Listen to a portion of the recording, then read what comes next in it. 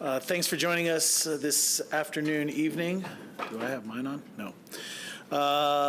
This is the Aspen City Council work session for October 17, 2022. On our agenda this evening is more budget review, engineering, stormwater, general fund, transportation, and parking are all on this evening's agenda. And we'll go ahead and get started right away with our engineering department. Good evening, Mr. Mayor. My name is Andrew Kramer, Budget Manager. If you don't mind, we'll share our screen. Please. Okay. And I will turn it over to Trish and Pete to get us going. Trish Aragon, City Engineer. Thank you, Mr. Mayor, City Council. Before I start with our budget, I wanted to take just a moment to talk about the Parking, Transportation, and Engineering group. This group has gone through a reorganization in the last year. We have Pete Rice, our Deputy City Engineer, who leads our parking and transportation groups. We also have Haley Guglielmo, who is our engineering manager. So with Pete's group, we have Lynn Rumba, our new Mobility Division Manager, and then we have Mike Horvath, who is our Senior Project Manager of Transportation Projects. This leadership team of engineering, transportation, and parking is instrumental in the success of the multiple programs that these departments manage.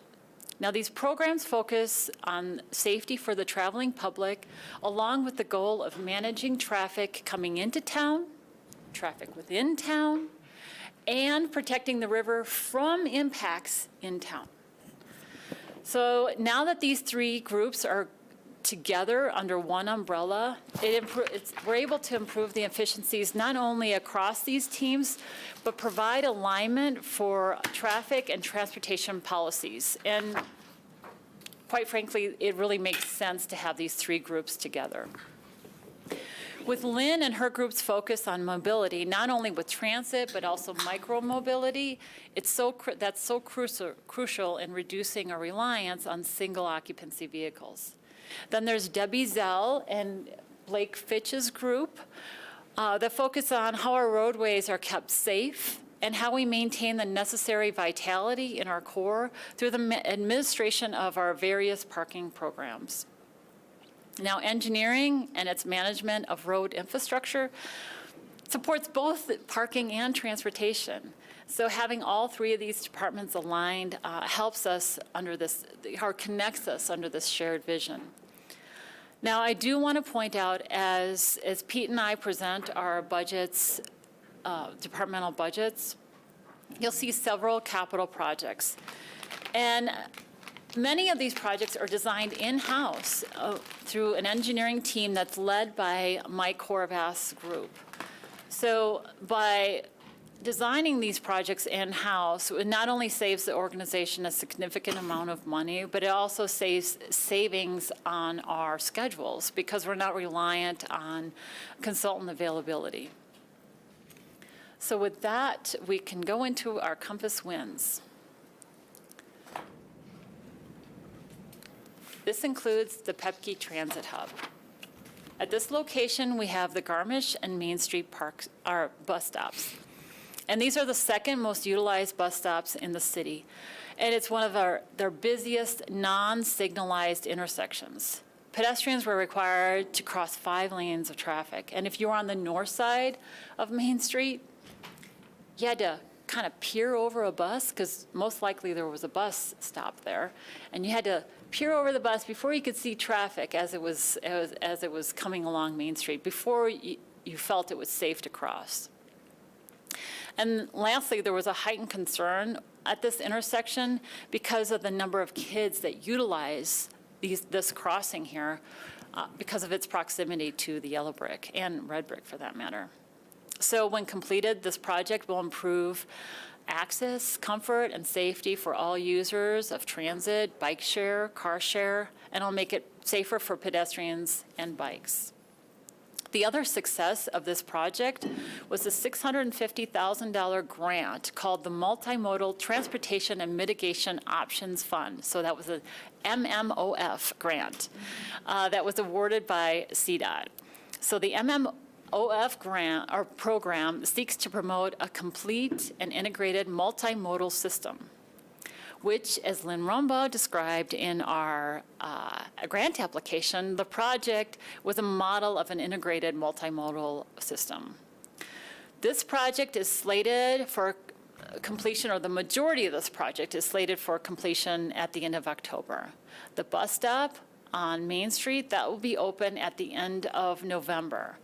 There is additional flat work that will be completed next year, and that's around the Molly Gibson, and that's really associated with their development. We need to coordinate that work with their timing on that project. Then, yeah, we're on to the second win. So the next win is the Spring and Cooper intersection. So this is our second most accident-prone area in the downtown core. And the goal of this project was to improve pedestrian and cyclist safety by reducing the pedestrian exposure time in the crosswalk, and then increasing visibility for all the users at this intersection. And we were able to enhance the predictability of behaviors in this intersection. And that's a critical piece, is that predictability.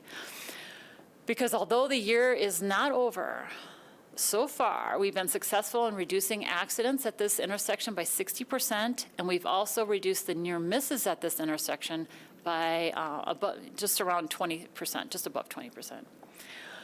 So this is an example when we design an intersection, when we facilitate visibility and predictability, you can have a direct impact on the safety of the traveling public. The last win we have is the roundabout resurfacing project. So this was another great success. So not only was it modified through some geometry changes to make it safer, but by resurfacing it in concrete, it made it a more resilient infrastructure. So even though this was a CDOT-led project, the city, along with EOTC and Pitkin County, all contributed to it. And this is a great example of regional partnership. And it was through this partnership that our community was able to leverage this project into a bigger resurfacing project, which was from the airport all the way to the Castle Creek Bridge. Next, we have our Compass highlights. The first one is to improve safety on our roadways for all users. This goal is centered towards our strategic area of a safe and lived-in community, along with community engagement. So this includes two projects. The first is a road safety action plan. The purpose of this plan is to prevent severe crashes and minimize the severity of crashes. So while the purpose of this plan is extremely important, the process is also important because it needs consensus from the community and stakeholders on the development of this plan. So what this plan is going to be focusing on is a safe system approach. So we're going to go beyond the traditional 3 E's. The 3 E's meaning engineering, enforcement, and education. So the 3 E's are extremely important in our roadways, but with this plan, we're going to look at this system approach. And it's a fundamental shift of how we look at traffic safety. So for example, are we going to design our roadways and expect for perfect human behavior? So you have to be perfect in order to be safe on our roadways. Is that how we want to design our roadways and our pedestrian and bike areas? Or do we want to design them to integrate human failing in that approach? Another safe system approach would be, are we trying to design our bikeways, our pedestrian ways, our roadways to prevent all collisions? Or are we going to focus on fatal and severe crashes instead? So that kind of system approach is a shift on how we think about our roadways and how we design our roadways. That's what this road safety action plan is all about. The second part of the project under this goal includes pedestrian and bike infrastructure. part of the 3 E's, which is part of making our streets safer for everyone. And one of our successes, as I just mentioned, was the Cooper and Spring intersection. The next compass highlight is utilizing technology with a focus on creating a smarter city.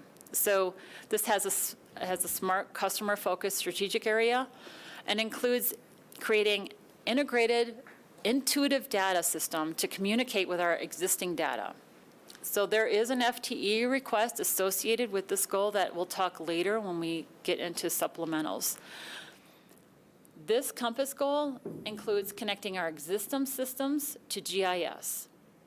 Examples include geographically showing our permitting data so that we can understand the impact of development on our community.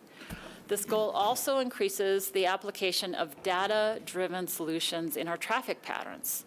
So this will allow us to improve our decision-making and understand the movement of people. For example, how are people using our downtown core parking? Now, we know that the average person parks about 2 hours, but we only have that information during the day. What happens in the evenings? And what about traffic? We've collected data all across the city, or all across the community. But what does it look like when we connect that existing data and connect it together? You know, how is Power Plant Road utilized? Now, we certainly know it's a cut-through, but how can we better influence that traffic? Data feeds into all those decisions and helps us. The next goal, or compass highlight, is creating a culture that exemplifies diversity, equity, and inclusion.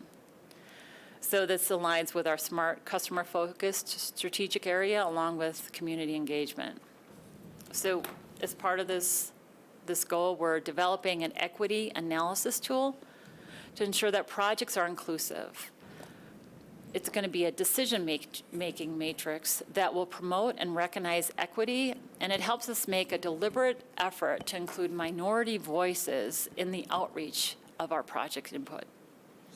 Clarifying question. Is this about DEI in our decision-making architecture within the department, or is this about, you know, as we look at congestion charging, for example, that we are approaching that question with a DEI lens, or both?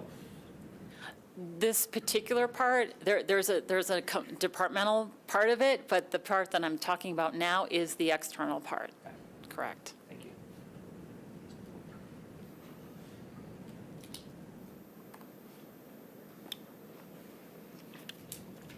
Good evening. Can everybody hear me? Am I on? You're not. No, we didn't announce you. Okay. Hi, Mayor. Hi, Council. I'm April Long. I am the Clean River Program Manager, which is also called the Stormwater Program. We're a portion of the division in the engineering department, and so there is a separate or an additional compass highlight for the Clean River Program. So our goal is to protect our waterways, and this can be accomplished through lots of projects. For the last few years, we have focused our energy and effort into water quality improvement projects, very large regional projects that remove pollution from the urban discharges that we have into the river. That's been super successful, and some example projects of that have been Rio Grande Park, the Heron Park area across the street from Heron Park, the Proctor Open Space. Those are examples of those regional projects. For the next few years, we intend to shift our focus into the stormwater system itself, so our infrastructure, our pipes and culverts. As I've been speaking with you about for years, this infrastructure is failing, mostly those that are built out of corrugated metal pipe, and I'll be discussing that a little more in the budget. But we're going to continue to assess the system and to understand the condition and the locations of that failing infrastructure, and then focus on pipe replacement. So you'll see that we're going to focus in the next year on the Garma Street pipe. We will continue to apply for funding support for these projects and any other additional small water quality improvement projects where we find opportunities. And we're also going to be revising the land use code, most notably the area that we call the stream margin setback, which is our riparian area protection. I spoke with you last year we did a riparian area assessment and had identified priority actions to better protecting our riparian areas and then restoring our riparian areas where possible. So we're going to take the first steps towards that protection is in revisions of the land use code. So this compass highlight aligns with our strategic areas of protecting our environment, probably pretty obviously, but also with community engagement as we will be working with the community on these actions, these projects.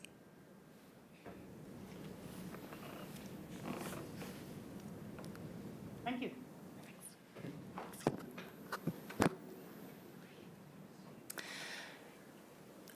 The engineering department consists of, is broken up into development review, so that's where we review development applications according to, our stormwater criteria, make sure that their impacts are minimized on our river.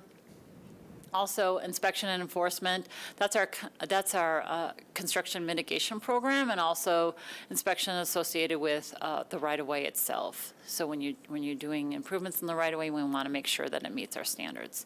This also includes GIS services, and that capital labor part, that's the part that I mentioned where we also do not only manage our projects in-house, but we also design a lot of our projects in-house, which saves the community quite a bit.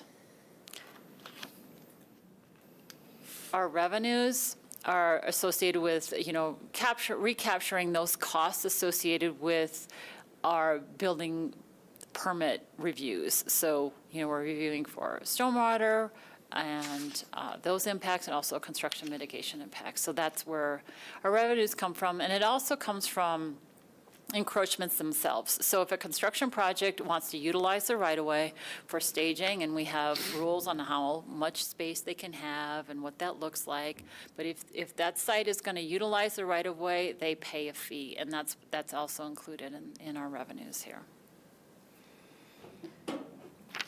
We are proposing one fee change for the restaurant usage of our sidewalk areas.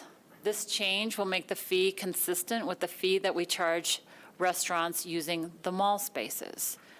So for a typical restaurant, this fee will calculate out close to $1,000 per month, depending on their usage.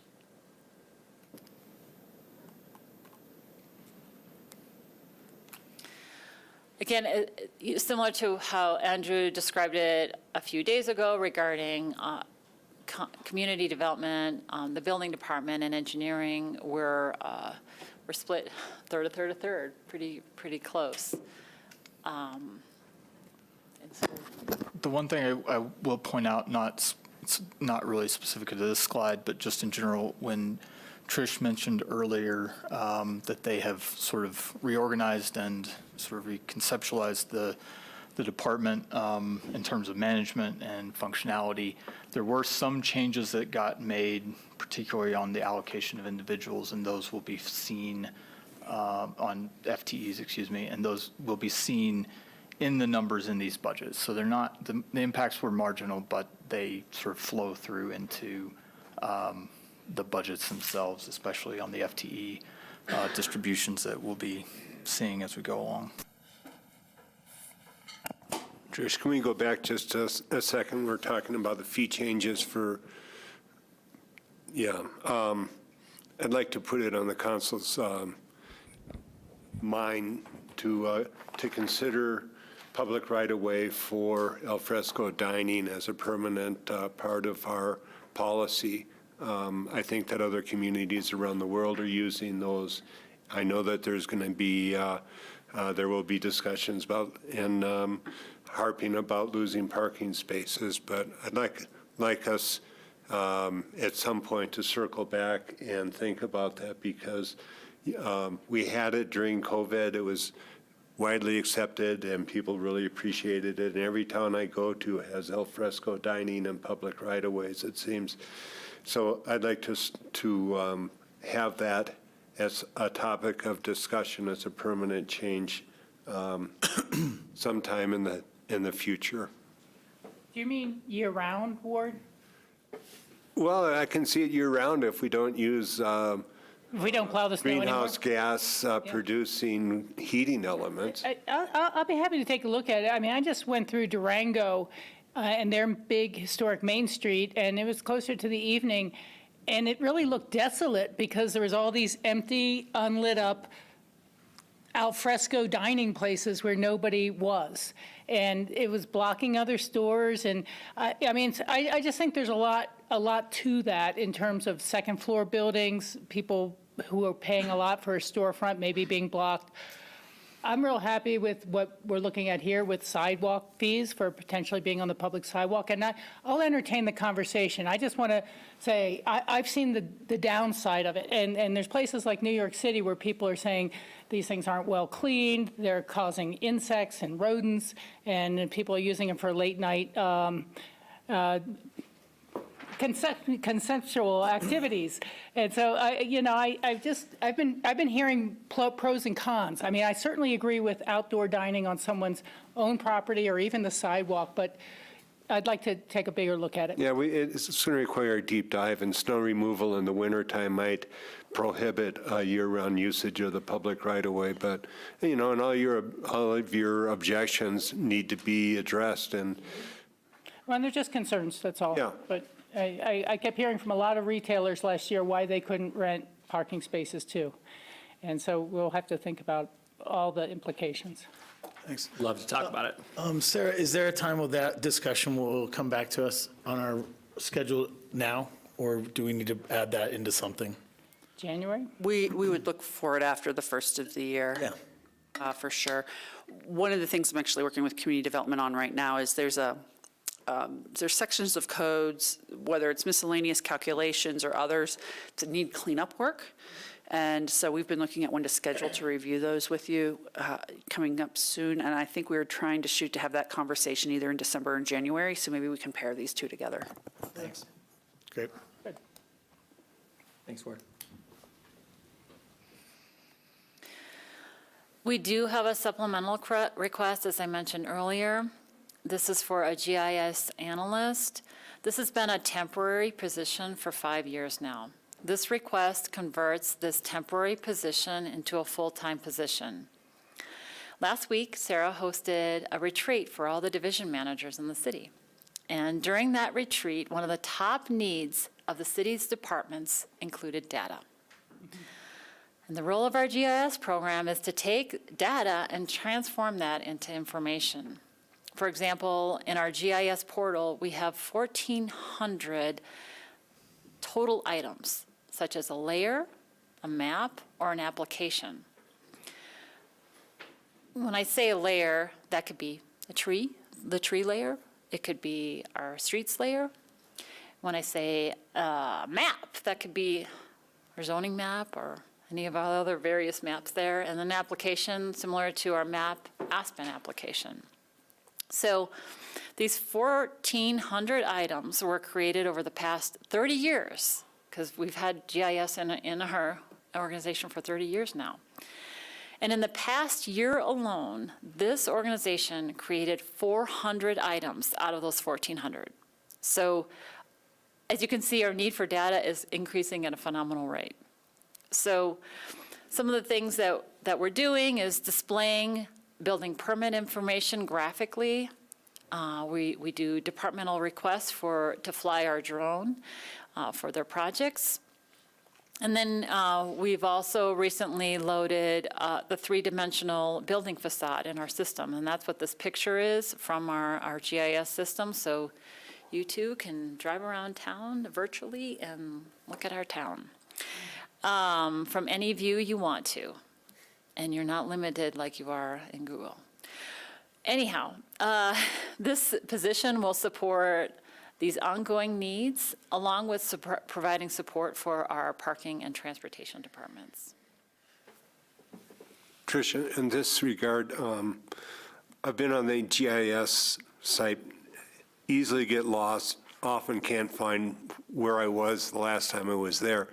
I was wondering if we could have some kind of a workshop to familiarize us with the use of the GIS system. I would take that. So staff sponsors lunch and learns, and I think just do a lunch and learn and let the council know when that is, because there'll be multiple staff who have similar requests with some of the changes. Okay, that's great. I was lost in it last week.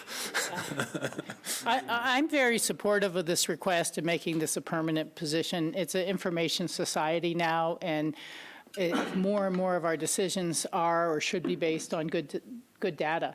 And I think the council and others have heard me talk about, can we at some point get, just for our public of where all the buildings are in town under construction or going to be under construction, or what phase of that they're in. I mean, I don't want to get so detailed that it's a huge amount of work, but if we could pull it up on GIS, where the permit status is on some of these projects, I think the public would really enjoy knowing, because we have more that are coming down the pike, on the malls and throughout the town, and people will turn to me all the time and ask, when's that one going to finish up, or when are they going to start that one that they closed the building 2 years ago? So I fully support the request. Thank you. That is part of our Compass Pardon? plan this year. That is part of our Compass plan this year, is to do exactly what you requested. Yeah, thank you for that.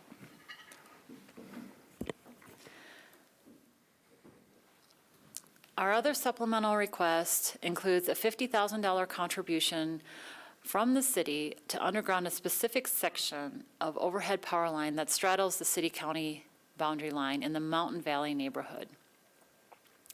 This undergrounding project would affect approximately 19 properties, about half of which are located in the city of Aspen. The total budget for this project is around $1.1 million and includes multiple funding partners, including Holy Cross, Mountain Valley HOA, and property owners within the city of Aspen. This contribution represents that one-to-one match of the property owner's contribution to the project. The funds, the $50,000 from this project, will come from the Holy Cross franchise fee that the city receives. Community enhancement funds. Yes. Thank you.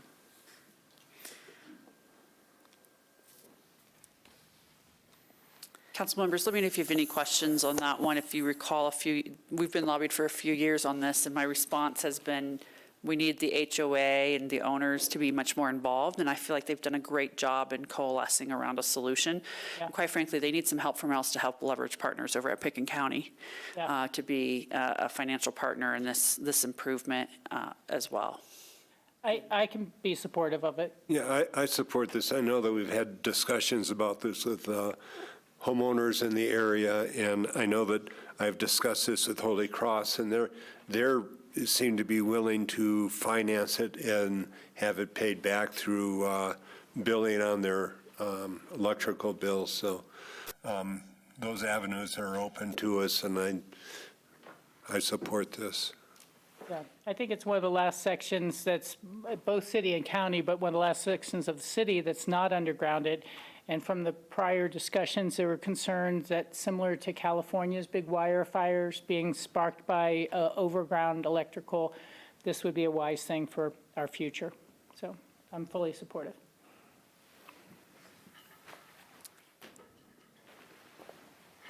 Aspen, along with the rest of the state, the rest of the country, is experiencing sharp increases in construction costs. This is due to many factors, including the availability of skilled labor and the cost of material. So when we estimated next year's construction costs, we utilized unit pricing from our 2022 bids and added a conservative 10% increase on that. And the engineering department went ahead, and we've studied specific materials, and we did find that asphalt is up 19%, concrete 17%. Skilled labor is also up, and we've received feedback from our contractors that experienced skilled labor is difficult to find and keep in the Roaring Fork Valley, which is no secret to any of us here. So that's as far as how we did our estimating. So just before we move on real quick, I want to make sure y'all have seen this in your budget book on page 4 and the AMP Asset Management Plan Fund, and also on the utilities as well. There is a map that lists out all the major projects. So if you have questions about that we're going to talk about here, so if you have questions about where something is or you wish to kind of look and see overall in the city, some of the good work that they did with the GIS work is also in the budget book as well for your reference. And I just wanted to point that out since it's a new thing that we've added this year as well. Andrew, could you give me a page reference on that overall PDF? It's 398-page PDF. I would have to get back with you at the break. Okay. I'm sorry. It's under the Asset Management Fund, so tab 8 and then page 4. Okay. Okay, sorry, Trish. Now we're getting into the capital projects. Although the title on the slide says Entrance to Aspen, we've changed the project title to the new Castle 3-0. Creek Bridge. So the new Castle Creek Bridge. This better reflects the city's immediate need to replace our existing bridge. As you know, this bridge is 62 years old and it's nearing its useful life. The city will need to determine what the future of the new bridge will be. This is especially critical because this bridge acts as an emergency egress for the town or for the city, and it's critical for both mass evacuation and first responders' access to the hospital. Additionally, repairs on the bridge, like the one we experienced last month, or this month or last week, are becoming more impactful. Acknowledging that it's been 15 years since there's been a community dialogue around the entrance to Aspen, council requested that the city spend this year updating the project materials and informing the community about the need for a new Castle Creek Bridge. The proposed budget for next year allows us to move into the consult involve phase of community engagement in order to develop the best plan for Aspen's transportation future.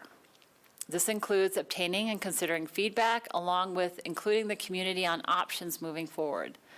The proposed budget also allows us to evaluate our transportation system to better understand our future needs. This includes the necessary traffic evaluation, along with the needed environmental reevaluation. And when I say the environmental part, we're talking about things like air quality has improved, and so we need to reassess the impacts of a new bridge on how that affects or air quality. And then things like wetlands, that also changes over time, and we need to understand those impacts too, to name a few of the environmental impacts. So, and lastly, this provides the necessary funding to begin the schematic design process. So this process is really critical into capturing future funding for our journey to the next generation of our transportation future. Now, phase 2 of the project, which is in the out years, includes funding in 2024, 25, and 26, which allows the city to develop the next phase of drawings for the project. It continues the community engagement process for our future. And then if the city commits these resources, it'll show the state and the Federal Highway Administration that the city is committed to its infrastructure future. As a result, this funding will provide for future funding opportunities on the state and federal level and will advance this project on the state improvement plan, state transportation improvement plan. As our city manager, Sarah Ott, has stated, this project is going to take commitment, money, and patience. And together, we can figure out the best plan for the next generation of Aspen's transportation future. I'd like to see this council make that commitment in the form of a resolution or whatever has to be done to send the signal to the state and all the stakeholders how important we feel this is. And I've said this before, we don't have the luxury of time anymore. We've put this off, we being our whole community, for decades. And with the aging of the Castle Creek Bridge, with the witnessing of the detours that just a fix of a western joint required, this really becomes a high priority. Skippy? Yeah, I appreciate all that. As I said, I'm supportive of the funding for this year to start to engage the community and all that. I'm also mindful, and I understand the necessity of setting up the dominoes now if we decide to move forward for that. So at this point, this is fine, but I just want to be clear and on the record that, the entrance to Aspen can be a special key to a transportation feature we really want and need. And as a standalone project, it can be a really expensive, timely, and negative outcome for us as well, in my mind. So I'm supporting this moving forward, but my support will not be there for out-year spending, depending on what this year of education and feedback looks like. So I just want to be really clear about that. Rachel? Yeah, I was going to say, I really appreciate the engineering department and the total commitment from so many other departments to start moving this along. And it is something that is complex and it's going to take time, and it's both a look back and a look forward in a funny way. I wanted to say I also really appreciate the information memo that we had in our boxes from Friday that really talked about this in great detail. And just to kind of reiterate a couple of the points there, our entrance to Aspen or the Castle Creek Bridge is not on CDOT's 10-year strategic plan currently, and it is not in their 10-year funding plans currently. And I think that that leaves us in a pretty awkward position should this start failing sooner than we think it is now. And I think it is the time to re-engage the community and talk about what our real options are going forward. And so I really appreciate this effort and everything that everybody's put in behind it. So I'm very supportive. John? I fully support it going forward as well. It's, as Ward stated, with the traffic scenario we had this summer, it's pretty clear that something needs to be done, and nobody's mentioned wildfires yet. The evacuation of this town is something that I've started thinking more and more about, and clearly we need a new bridge. Thanks. I will just say that a rose by any other name still. Is a rose. What does that mean? I'll have to Google that. That's Shakespeare, right? Yes. Something about a straight shot.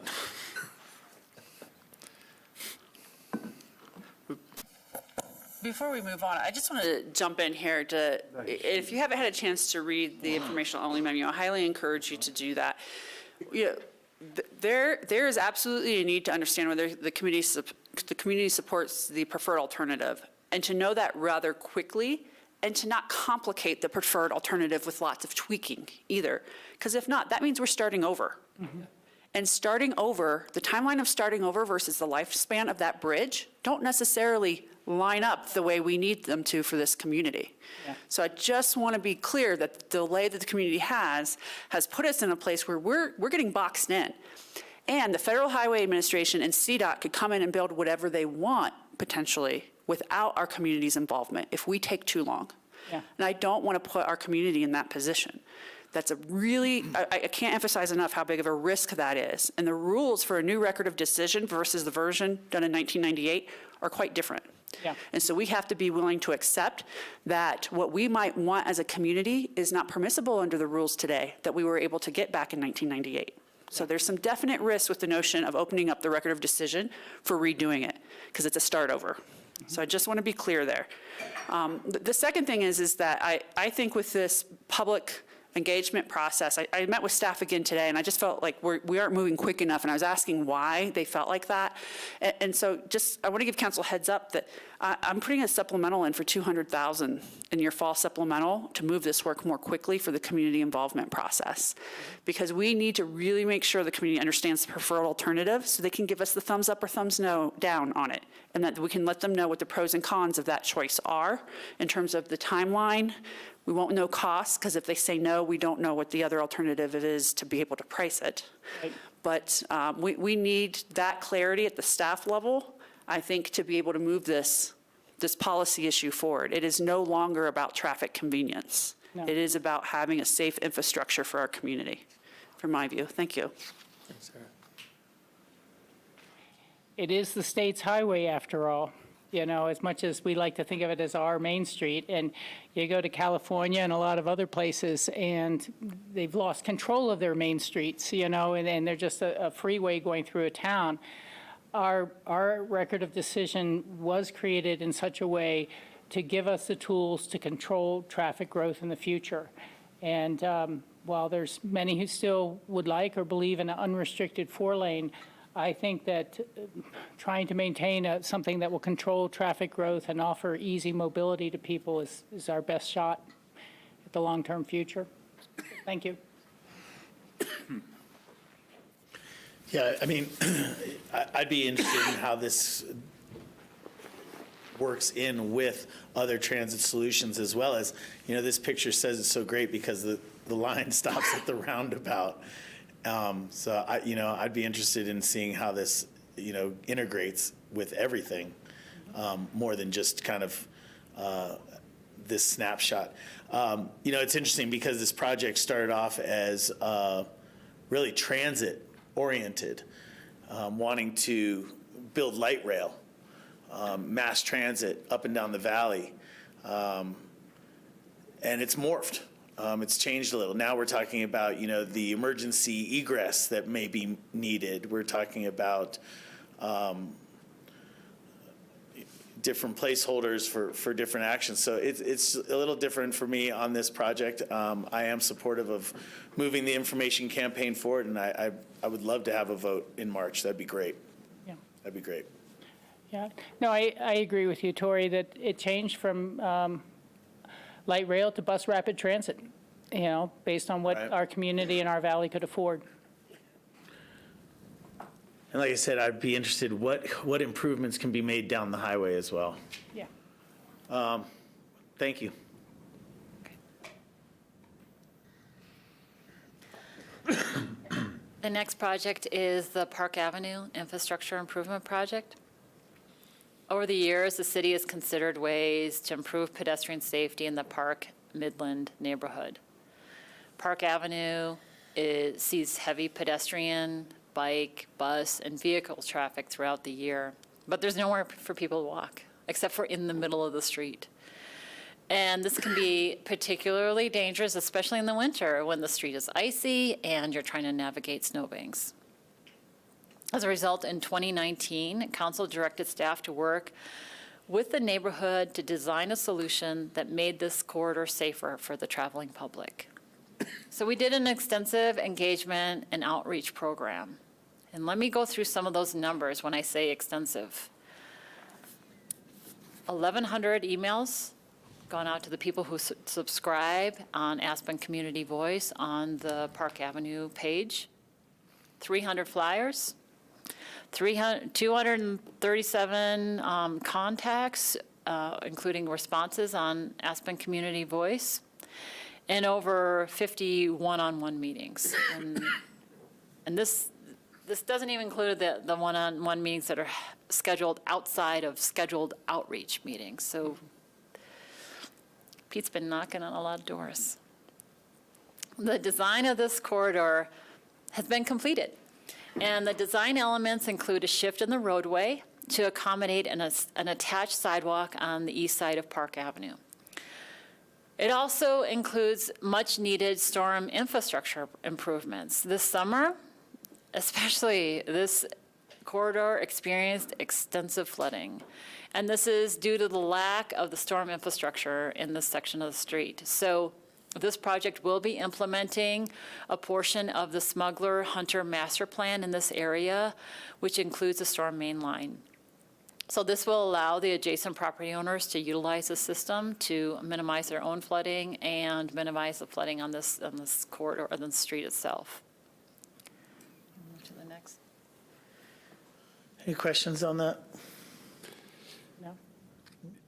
Yeah. Sorry, Ward. We're Yeah. going to start construction next year. I'm sorry. I don't know if I said that. You would start construction next year? Yeah. Okay. Ward?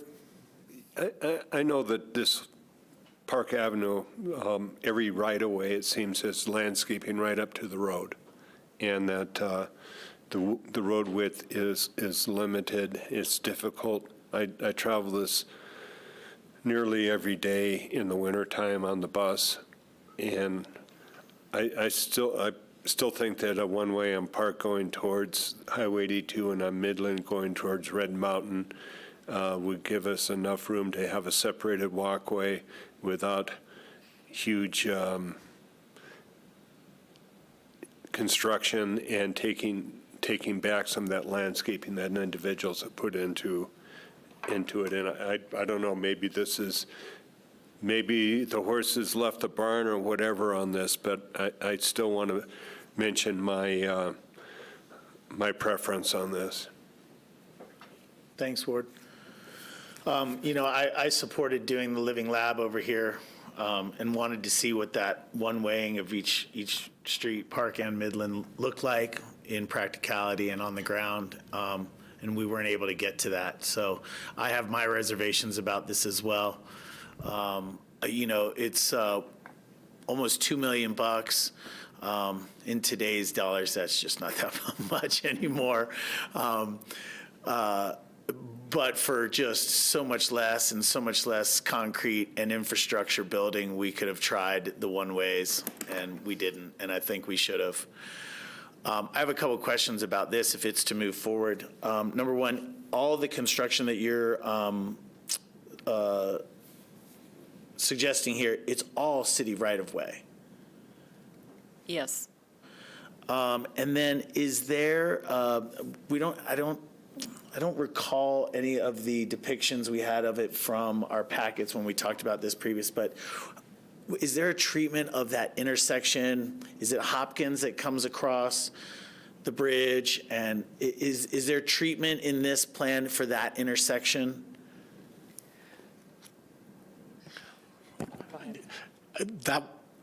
We kind of did it in two separate phases, but I think because we're taking the storm sewer in, we might take the opportunity to look at a secondary treatment besides the stop signs that we've already implemented. That's kind of we'll work that out and how that looks. And then is there a future idea? Do you guys have a concept of what extending this type of roadway to Highway 82 looks like or could be or would be? This section is just focused on the one section of Park Avenue. We're not planning on changing the walkability in the rest of Park Avenue because most of the pedestrian counts that we took were from Hopkins up to Smuggler as the predictable route for people. The safety features that are the heaviest concerns at Hopkins and Park, of course, are when people are coming down Hopkins off the hill on both sides and what that looks like with the crossing there. Did that answer your So then, question? no, there's no concept or planned treatment for the rest of Park Avenue towards Highway 82? There is not a capital budget for that right now.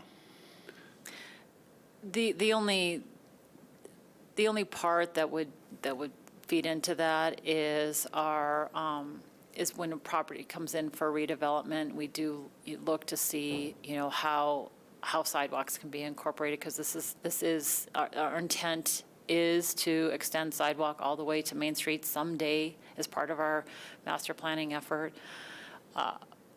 So it's a one-off, it's like each property as they come in, we look at that.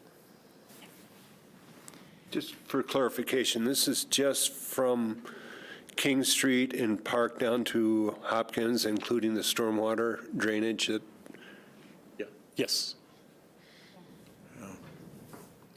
Yeah, I am okay with the design as it's being presented to us.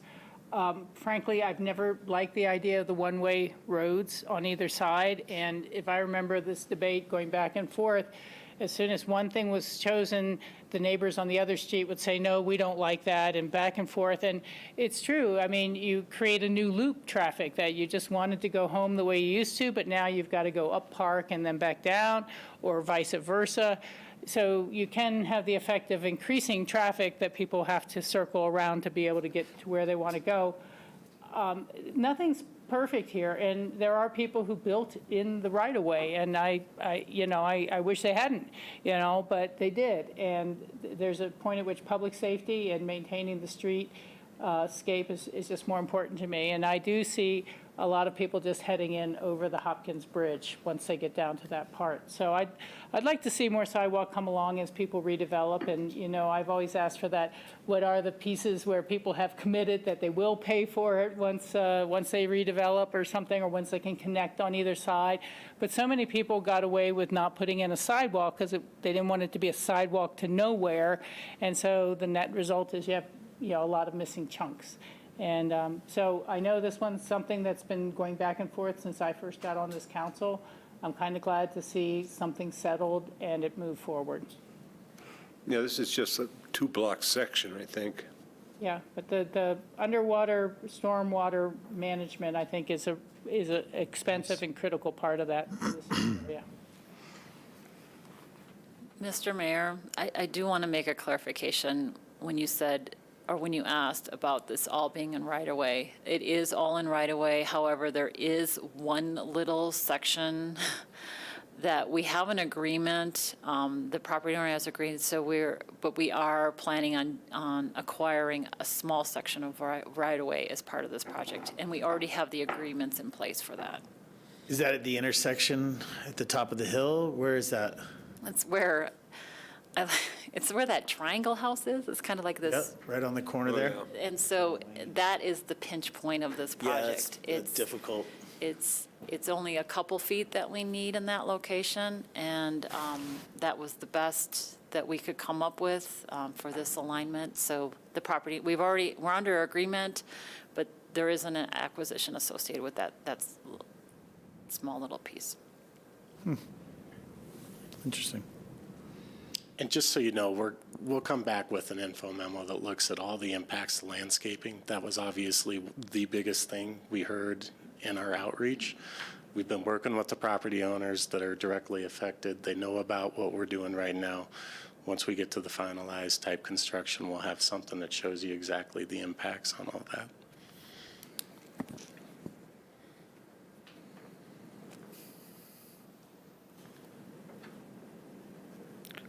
Thanks. The next Joan Lane, Shady. project is downtown core pedestrian safety. We learned a lot from our living lab this summer. Whether you're driving, shopping, walking, or lingering, improving this corridor is critical to eliminating some of our most serious conflicts between pedestrians and drivers.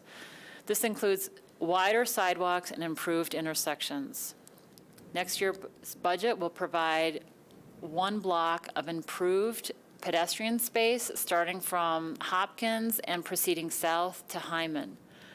These improvements will facilitate visibility and predictability for all users, creating an environment where complex movements, such as left turns, are going to be safe, easy, and intuitive.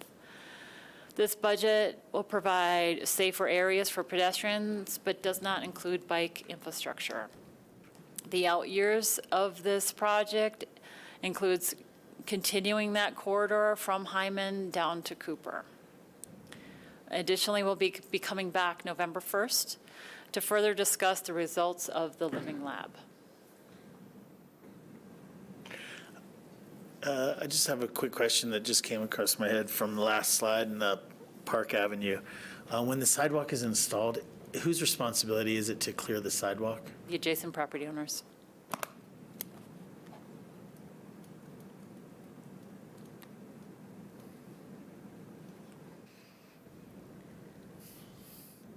All right.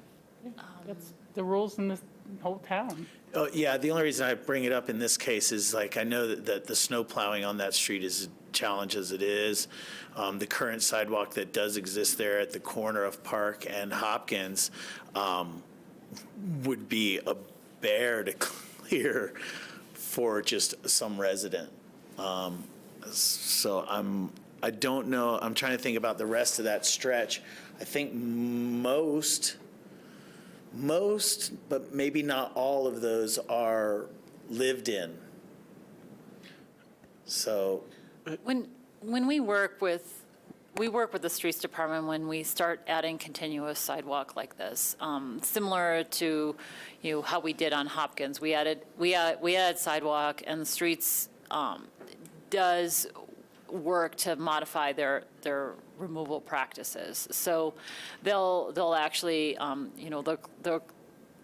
they change on like which side of the street they push to and how they push it. So those practices will need to be revised, and we're working with Jerry on what that looks like. Is there anything else you want? Okay. All right. And I guess just for public sake, if anybody's watching and wants to know more, basically these are kind of placeholders. The picture that you have in front of us is something that's already been completed, so this is not a proposal from this picture. But this is just a placeholder. We know we want to do some pedestrian improvements downtown. We're not exactly sure what they are. They come back to us November 1. Yeah, it's part of this budget. We're looking at something similar, like a widened pedestrian area and these, the intersections configured similar to this. But that's about what we're proposing. But yes, more to come November 1st. Great.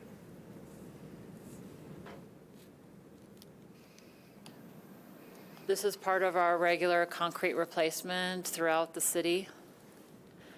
This is the necessary maintenance for our street and pedestrian infrastructure. It also provides for ADA pedestrian, improvements. Next year, we'll focus on Restaurant Row, Aspen Street, and Ute Avenue as part of our concrete replacement. Say that again? Restaurant Areas are Row, targeted? Restaurant Row, Aspen Street, and Ute Avenue. Street. And Restaurant Row, both sides? One block, more than one block?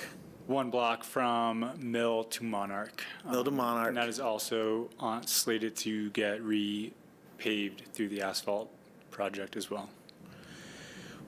That intersection of Mill and Hopkins is the one that has really large, Big swales. dips in it. Are we going to be able to do anything to improve that condition there or not necessarily? I thought that was for storm runoff and snow melt, that they have to have some swells. We can look at it, but it's, when you get into, those grades, you're limited. We can look at it. It's not a request. It was a question. It will be minor. The scope of the budget for the paving program is not a rebuild of the road. Yeah. And what you're asking for typically requires going down to road base and reestablishing the road base if you truly want to take out some of the crown.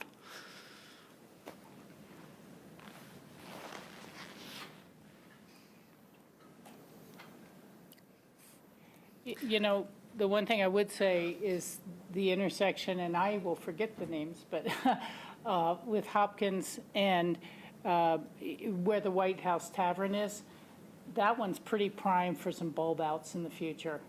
I see a lot of kind of pedestrian conflict with cars. They're getting up to Main Street, they're hurrying, and people are still looking for parking spaces. So just to keep it in your evaluations for future, but I think that corner is pretty prime first getting into the whole downtown core. Rachel, I know you're new to town and don't know the street names, neither. They change them on me. It's Monarch and Hopkins, and I had to look at the map.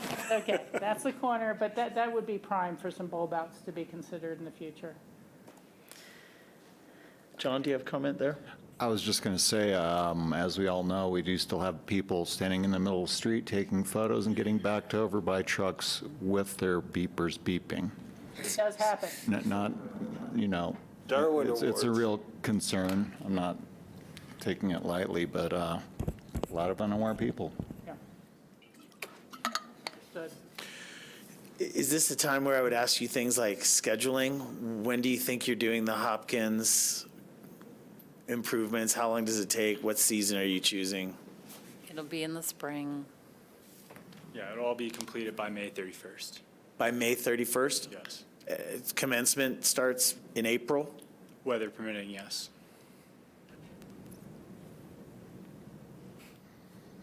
It's a good plan.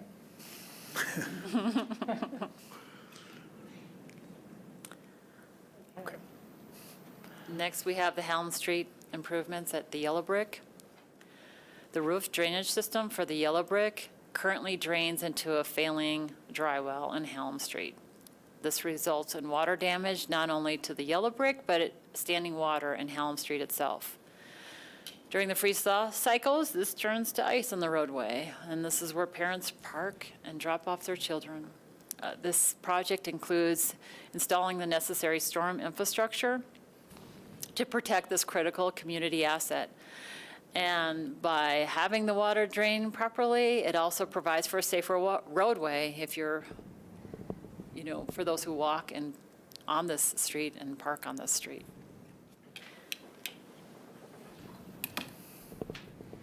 I did want to mention this also, there's also an EV charging station associated with this project, and you'll notice that in many of these projects, as part of our EV charging master plan,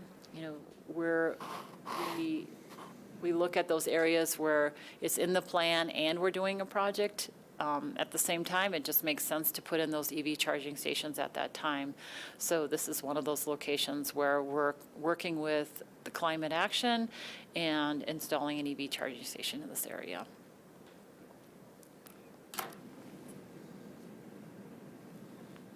Next, we have the Garmisch Street connection in Coke Park. This is one of the last missing sections of sidewalk for the Garmisch corridor, and that goes from Main Street all the way to Coke Park. This was identified as council's one of the top missing critical pedestrian connections. This connectivity provides a necessary pedestrian safety along Garmisch at Coke. In addition, as I mentioned in the prior project, this also provides an opportunity for an EV charging station, again, as part of the master EV charging station plan. And it'll provide also the necessary infrastructure to install a WeCycle station here. And then as part of April's budget, we try and combine these projects when we go into a project. And so she also has Storm, which she'll talk about as part of her presentation in this area. Next.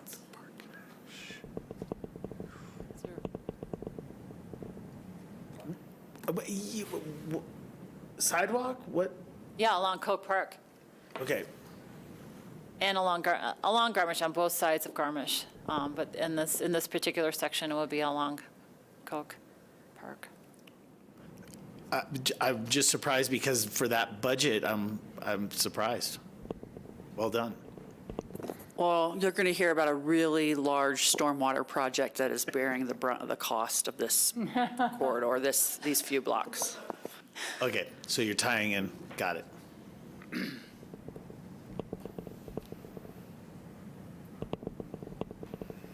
The Summer Road Improvements Project includes this public-private partnership. So Summer Road,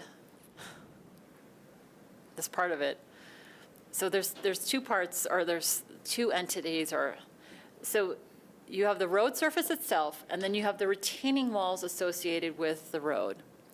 The private entities along this road are responsible for the retaining walls. So the retaining walls are not the city's responsibility. It's Aspen Alps and this other property, I'm not sure the name of it. But anyhow, they're responsible for the retaining walls. So we're working with them. The road surface needs help for drainage. And so that's our responsibility. And their responsibility is the retaining walls themselves. So that's what this project looks at, is improving the drainage on this road so it drains properly, and then working with those private property owners on the retaining wall itself. So this project is subject to delay depending on where the private property owners are on the retaining walls, but it makes sense to do this all at once at the same time.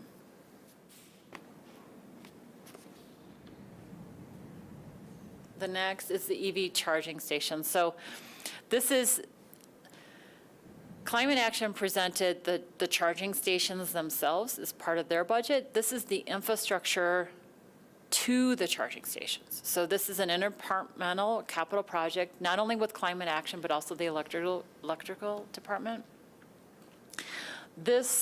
So as I said, this provides the infrastructure to the charging stations, and this part of the master plan that will be implemented includes over by Heron Park, Yellow Brick, Hotel Jerome, and Coke Park.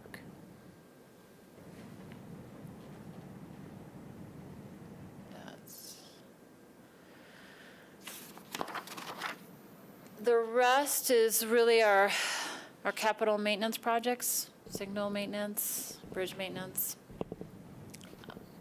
There's not much, I don't have much to say about those projects unless you had any questions. Oh, there's questions. Yeah, there we go. Any questions?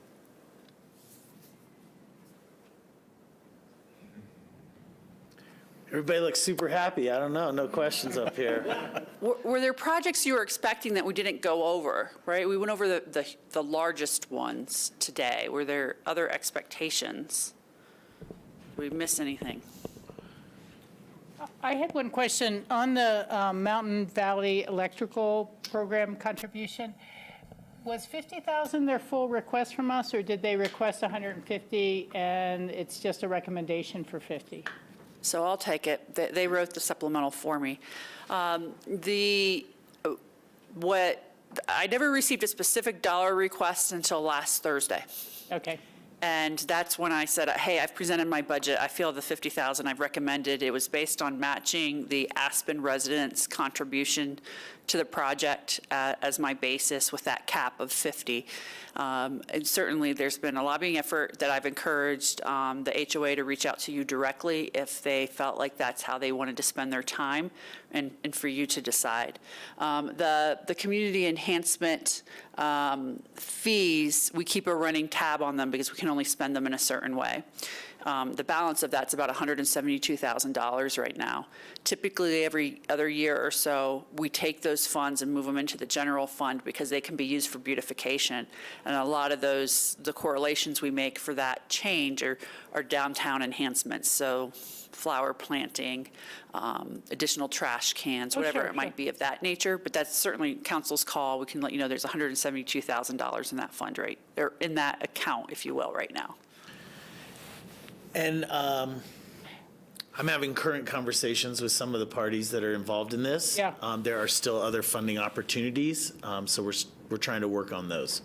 Okay. No, I'm happy to go forward where we are. I had just gotten a little confused between their request at 150 and the 50 the staff had recommended, and I wasn't sure if there was a delta between the two, or if there's a reason why, or, you know, would 75,000 and do half of their request make more sense than just a third of it? I don't know. Working on it. Okay. Well, that's something that can come back. The same questions you have, I had. Okay. We're working on it. This is a great start. This is a great place and placeholder that we've got there now. Yeah. Okay, that was my only question. And then I wanted to be clear because I think Trish mentioned that the project budget on it was $1.2 million. But that's phase one of 3 phases. So there's There may be new the whole requests scope. coming down. Yes, in the future, this is just phase one currently. So there's still some more information to be gained, and I'll be bringing it back when we go to our budget hearings on this, so. Okay. So if the council wishes to do something different on that, next Monday is when we're doing the wrap-up, Right. right? And so we'll be looking for direction on Monday, whether that 50,000 is the appropriate number, or if you want something different, or if you want it removed. That's when we'll go back and Yeah. finalize the numbers to bring back to you. Are there any other capital in here? I come back to Park Avenue, I'm just trying to double check, is there anything here that there's requests for modification to? By a majority of you, I should specify. I actually just had one question. A lot of these types of improvements in infrastructure, a lot of them we hear about first from community members and citizens. And I was wondering if through our new 311 outlet and such, and not in specifics, but have we heard from the public through any of those, has there been anything that's come in from the public is kind of my question.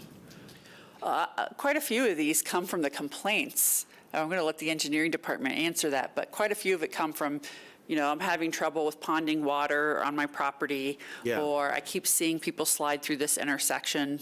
Go ahead, Pete. I'd say it's a combination. We've become pretty familiar with the community at this point through the West End and a lot of it, so there is a lot of direct contacts, a lot of people wanting updates on where they would be in the capital plan. And so we base it on a lot of those comments, but we do use 311 as another tool if they don't know us. And to further elaborate on that process, so when a concern comes in, if it gets sorted.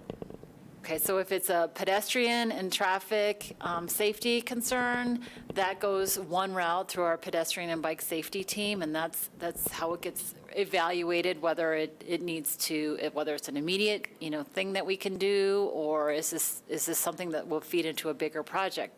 The Pepke Transit Hub is one of those projects that, started out as, complaints, went through that pedestrian bike safety team, and then, fed through, our capital project. The other type of complaint would be related to drainage and flooding. And those go through April and her group, and she evaluates them on a criteria on, is this a localized issue or is this a regional issue? Does this tie in with our master planning? Does this, do we need to elevate this into a master plan? So it depends on the route, and we do have a process for each of those types of issues that come into the department. Then I'll give you an observation. When you talk about your concrete and sidewalk replacement program, there was some work done recently on Monarch between the blocks of Main Street and Hopkins. And I noticed during that area and those curbs are prime and ready for rebuild. Just want to put that on your radar. I'm sure it already is. But I also got some citizen comments about that alley intersection. So it's the alleyways. The apron to the street. White House, the one behind White House, that apron? Correct. Yes, that's on our radar. Yeah, I thought so. Anyway, I just would put a voice in for that. That's kind of the only thing that jumps out at me. Okay. Others? There was, that island at the parking or the bus stop improvement on Main Street and Garmisch in front of the old library. I wonder if something like that little island would be, could be considered at Ruby Park, closest to Wagner Park, where the pedestrian crossway has come to our attention a number of times by citizens that it's a dangerous intersection there. Yeah, so that's how these projects progress through. So, and that's exactly what happened at Pepke. We tried every option, similar to at Ruby Park, where we've tried every option, putting out the pedestrian signs, so that is the next step in the progression, is to see, okay, what kind of, physical improvements can we do so thanks for that feedback. So I hear for engineering to that the two supplementals generally have a head nod for bringing back in the final budget, and the current capital program seems to be fitting expectations here. Is that correct? Okay, thank you. For me, I'm willing to wait until you work the Mountain Valley a little more, but I would probably go to something bigger than that if they're not able to reach other funding. Thank you. I appreciate that. That echoes kind of my sentiment there. Trish, I think you're staying with us for the next. Yes. But I just want to take an opportunity and say something to your whole department. This has been a heck of a summer. And I just want to compliment you and your department, because these 6 people sitting up here probably take the most heat in our community. We get told about everything, and we hear about everything. Your department probably takes the next 6 seats in that list. And I just want to say thank you because, boy, trying times. The work that you guys do has heavy impact on people. When it's done, it's super positive impact on people. But during it, it's very difficult. And you guys heard it, and you heard it a lot, whether it was the Living Lab, bridge construction, detours through the West End, you name it, whatever. Even the bulb outs that were put out in front of City Market, we heard about those, and those are nothing but a good thing over there. So I just want to say to your department, everybody that you work with, and yourself especially, I know you take a lot of heat. Some of it comes from me, and I just appreciate the grace that you put up with it and your responsiveness as well. And I don't know that the public feels or sees that the way that I do because I'm here almost 5 days a week, but I just want to say thank you for all the work that you've done. You've been extremely responsive to me, and I bring forth a lot of the citizen comments, not just my own. But so thank you, and much appreciated to everybody in your department. Yeah, ditto. Amen. Thank John? you. And I'll Yeah, I bring just that want to add to feedback that back. really quickly. I made it past the roundabout this weekend for the first time in a long time. And I got to say, the improvements in the pavement, the roundabout, the bridge, I just walked down here by the new bus stop on Main Street, and things are looking really good. I want to thank you for all your help. We got a lot of detractors on the Living Lab this summer. Somebody stopped me on the street today, though, and said, "Hey, what happened to the bike lanes downtown?" And I said, it was Living Lab. That was an experiment. Bring them back. Anyway, thanks. One in that column. Thanks, you guys. A win. Yeah. Score is still 200 to 1. We got one. Thank you, and I'll bring that feedback back to the team. Yeah, 'cause please they were let 'em all really know. instrumental. Yeah. Yeah, and you had guys with their boots on the ground that were, in the line of fire when they shouldn't be. Yeah. And, or when they don't deserve to be. Anyway, so please pass along our appreciation. Agreed. I will. Yeah. And I wish I could bring it back to the intern that was sitting out there taking the data, but she's back at school right now. Yeah. A cell phone, right? Yeah. Text or something. Yeah, They send- love that, the interns. It's under a TikTok. All right. Next topic. We move on to stormwater. I know, everybody's favorite fund, right? Yeah. You made it fun. So hi again, everyone. I'm April Long, the Clean River Program Manager. We're going to be talking about the Stormwater Fund, which is the support for the Clean River Program. I use those words interchangeably. Just as a reminder, the Clean River Program's mission is to improve the health of the river, the Roaring Fork River in town, most notably, and its tributaries. And to reduce our impact on that river. And so we do that through water quality treatment areas, both small and large, both on private properties. We ask our private properties to do that, and then we do that for our own properties, and then we do it for the larger community good. We also look at riparian areas, protection and restoration of those riparian areas. We look at flows in the river, which are getting less and less every year, and how those impact riparian or river health. And then, also included in the stormwater program, in the Clean River program, that is not as often talked about and sometimes forgotten about is our stormwater infrastructure. So we'll be talking about that a little bit more tonight. Andrew, you want to go ahead? Yeah. Thank you. We have 4.5 FTEs in this program, so we sit in the engineering department, and we also have FTEs in the streets and parks and open space departments as well.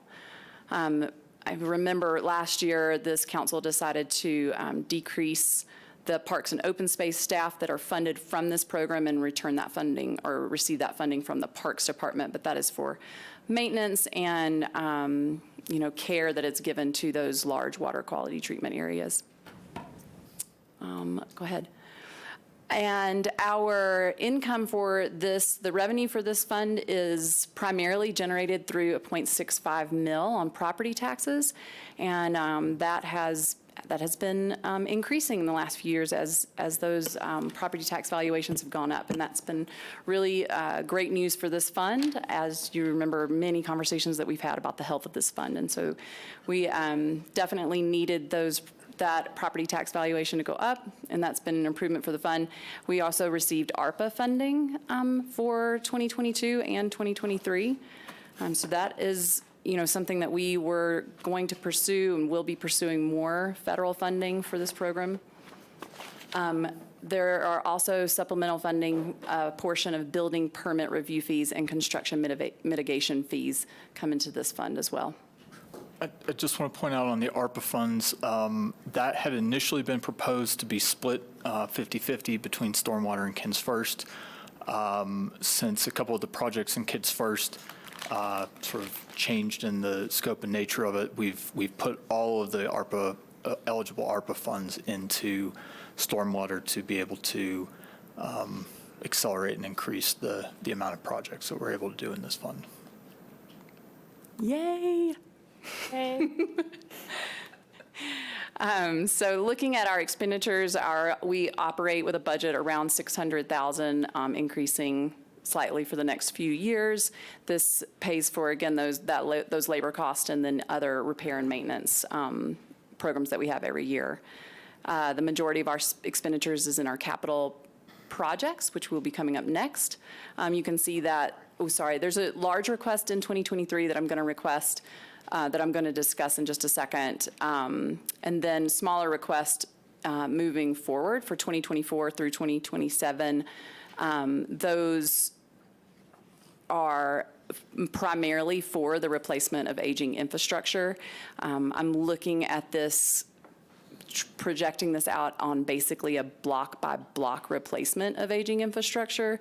And so based on our estimates from the Pepke Transit project, replacing just one block of failing stormwater infrastructure costs us about $750,000. So that's about 300 feet of pipe, but additionally everything above it has to be replaced, as we excavate out and then repair and replace an entirely new roadway. So I'll talk about that a little bit more too. Go ahead. So as I've mentioned, we're going to be focusing on replacing aging infrastructure. I just want to talk about how we determine what that aging infrastructure is. We have video camera equipment in the city that we've been using to inspect our stormwater infrastructure. And we have to clean the infrastructure before we can see the bottom of it. And this infrastructure's, for the most part, never been cleaned, and so cleaning it can be really difficult. So we clean the pipes, and then we send the camera through. And then because we're talking about how great GIS is, let me just say that we put all of this into a GIS layer. So when you go to a stormwater infrastructure pipe in the GIS layer, you can click on that pipe, determine if it's been cleaned, determine if it's been videoed. If it has been videoed, you can click on the video right there, watch it on our YouTube channel, take snapshots, and attach it back to the pipe of the condition of the pipe, which is what you can see in this picture here, is a completely rotted out section of the bottom of the Garmisch Street pipe, which is indicative or what we're seeing in every section of the Garmisch Street pipe that we look at. April, one question, because I realize it's a great task and there's so many streets and the different connections. And as you said, once you get in there, there's other things you have to replace or other utilities. Are we coordinating with Aspen Sand District and whether our electric or our water department to say, do you have plans for any of these streets coming up so that we know when they're going to go in and we try to avoid duplication? Yeah, you took the words right out of my mouth. So what we're working on is, as I identify these areas of failing infrastructure, so we have kind of a rating system for failing up to poor quality, good quality. Failing means the bottom is gone, no longer functions.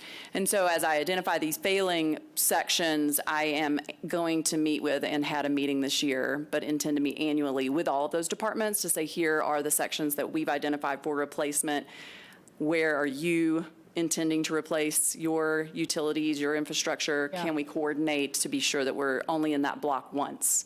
Perfect. Yeah, so we're definitely doing because that. If we had one that was marginal but not failing yet, and they were doing work there, I would bump that up to the Right, top of the list. exactly. Okay. So we'd go ahead and move that up, or they may consider, I am definitely going to replace this failing infrastructure here. So they might Are there decide any to other jump in. improvements that we need to do there? So that's kind of how Coke Park and this Garmisch section came together, because there are several segments of Garmisch that need to be replaced, but we are intending to do a project in the engineering department at Coke Park, and so we will go ahead and replace this section this year. Perfect. Thank you very much. And then I just want to say this $3 million for Garmisch Street pipe replacement, we're going to begin that in 2023. We will not be able to complete all of the projects on Garmisch Street in 2023, so this will be a multi-year project. We're trying to determine the best way to bid that project out. Do we want to secure a contractor for several years, or do we want to get one contractor for this year and look at bidding the other blocks out in the out years or in the next year? I had one other kind of really strange question or comment on this, because I can just visualize a long pipeline and a lot of stormwater coming off the mountain or whatever. And if we have replaced these pipes first and they're really working well, will the water all hit down to a pipe that's clogged and failing and start coming up on the street? Or do we start at the end and work our way backwards so that there's more capacity, more capacity, more capacity? I just have been curious, since you have to do it in That's a great phases, question, yeah. which side, do you start at the end where it's going to dump out, or the side that's collecting, but then that water might hit a clog further down the line? Right. No, great question, Rachel, or Councilwoman Richards.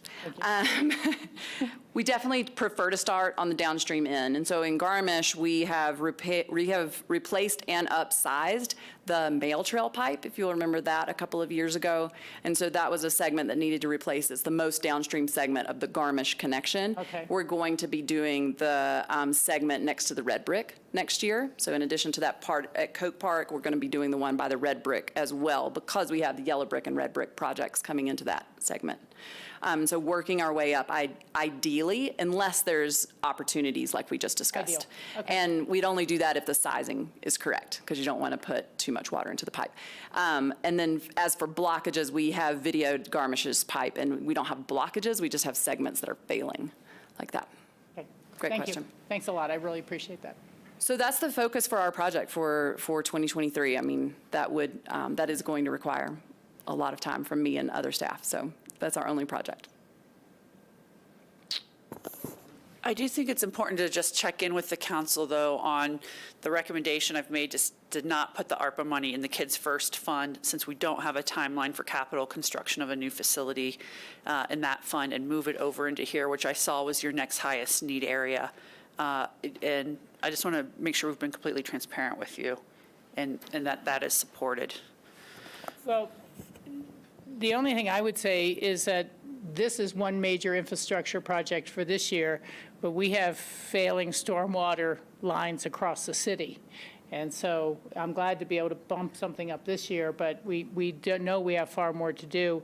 And at least for myself, I think we've all talked about it a little bit, is hoping to see a greater partnership in funding childcare needs and childcare physical construction with the greater community, Pitkin County and others. So I'm okay with that myself, but I don't know how others feel. I mean, if our goals have been retention, and we're talking about ways to really retain teachers and recruit new teachers through the other Kids First funds and things like that, we have made that more of the priority versus new construction. Yeah, as long as we're using the funds available to us for capital projects, I think higher on my list than building a BG3 is getting the yellow brick fully functional. And my focus is more on that right now than continuing with development plans for BG3. Yeah, well, and at the bottom line, I only speak out of turn if I'm wrong, but all those funds have deadlines on them of when they have to be put to use by.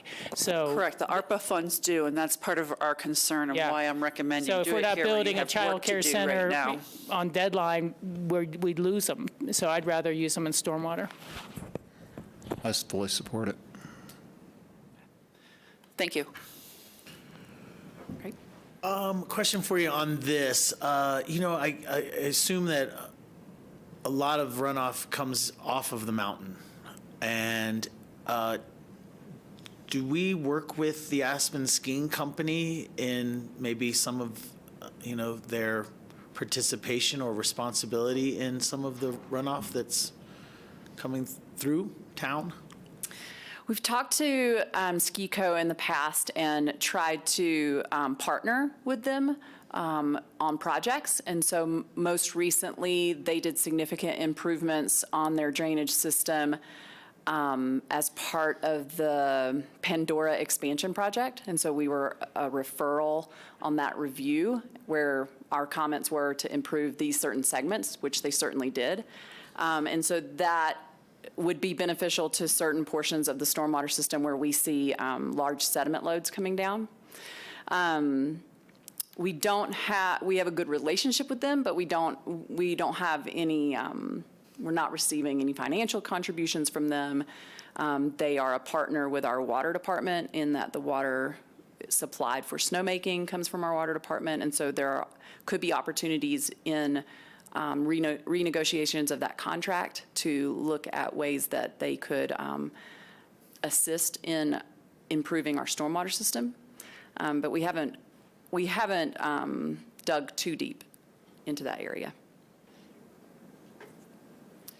It's a good thought, and I would imagine when there's going to be a lot of work for your department with the Lift 1 corridor issues, because I do know what you're talking about. You could see piles of mud at the bottom of that street, of Lift 1 that deep in the springtime. So Yeah, a lot of the mud that we see in Glory Hole Pond is really contributions from Spar and Copper Gulch. So that's where the improvements were done, where I asked for those improvements to be done up Spar and Copper Gulch to try to reduce those sediment loads as part of the approval for their Pandora expansion. Well, I would just put it on our collective radar that, those are conversations that we should continue to have with them, and it's not about deferring costs and impacts. It's about sharing responsibility. Mm-hmm. So I'd be happy to have those conversations. April, my only thoughts on stormwater treatment doesn't sound very attractive to people, but if you make that nexus to healthy rivers, that what goes down the storm water goes into the Roaring Fork, to make that connection might be better messaging than talking about stormwater treatment. I know, and that's why we try to use those words interchangeably. Like the stormwater program is really the Clean River program. That's really the whole mission of the program and the reason for its existence. But I think it could be helpful for our program to invest in a little marketing, a little public education and outreach campaign that really ties that together. Spin doctor. Yeah. Clean River interface. I think the community should know that about some of the projects that we've done and the success of those projects in improving river health. And so I think it's a good opportunity to talk about that too. very much. Okay. nice to see you. Nice to see you all. Thank you for your support.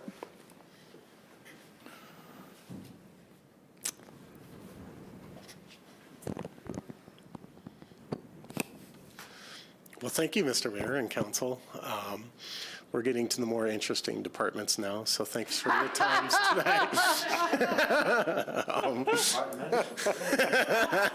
an infrastructure project right there. Oh, cold. This Compass Plan is done with both transportation and parking departments, but there are still separate funds. I'd be remiss without saying that this parking department and transportation department does have a lot of experience. Debbie and Blake combined have 56 years of experience.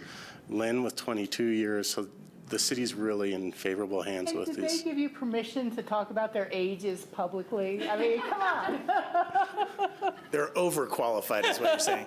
I add 1 year to the experience level for these departments. Before you go into the rest of your presentation, I just want to remind council that some of the issues that are associated with transit and parking, we will be visiting November 1st. So I know that some of us have had different questions when it comes to downtown parking, permitting, and the like. We will get to those November 1, but this discussion is just on this budget and set us up for that discussion on the 1st. Thank you. So we've had a lot of success in these two departments, but I think the one that stands out the most to me is the move to virtual permits. Debbie worked really hard. This basically removed the old tags for the parking for residential and some other specific ones. This basically provided a very great service to the community. It made it easy and efficient to do online with an application that could be approved on the same day, so that if you really needed it, it was a quick and easy process. People could avoid trips to the parking department. It allowed residents to manage the permits for several license plates. They manage their own permits.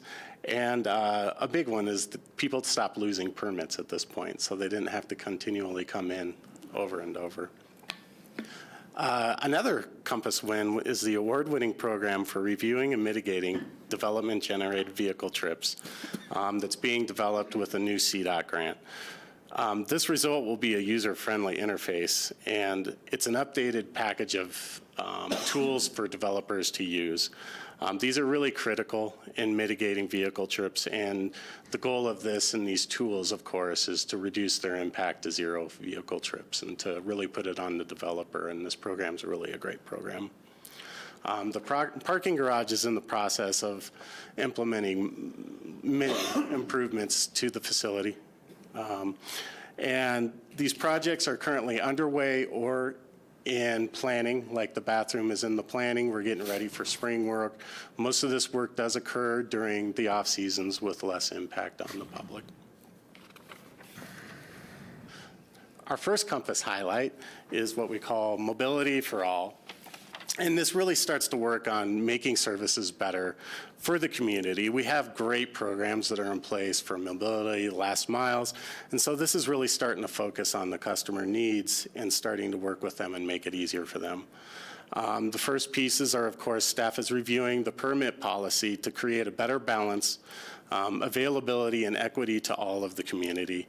In reviewing the policy, staff real goal is to assure that it is transparent to the public while meeting the goals of the Aspen Community Plan and council goals.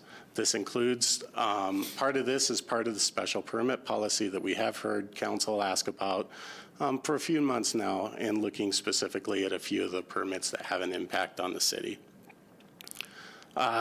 The city made great strides in providing microtransit this summer, as the WeCycle and Downtown had record usage. It's something great that came out of this summer. We really saw a lot of usage of these type of tools.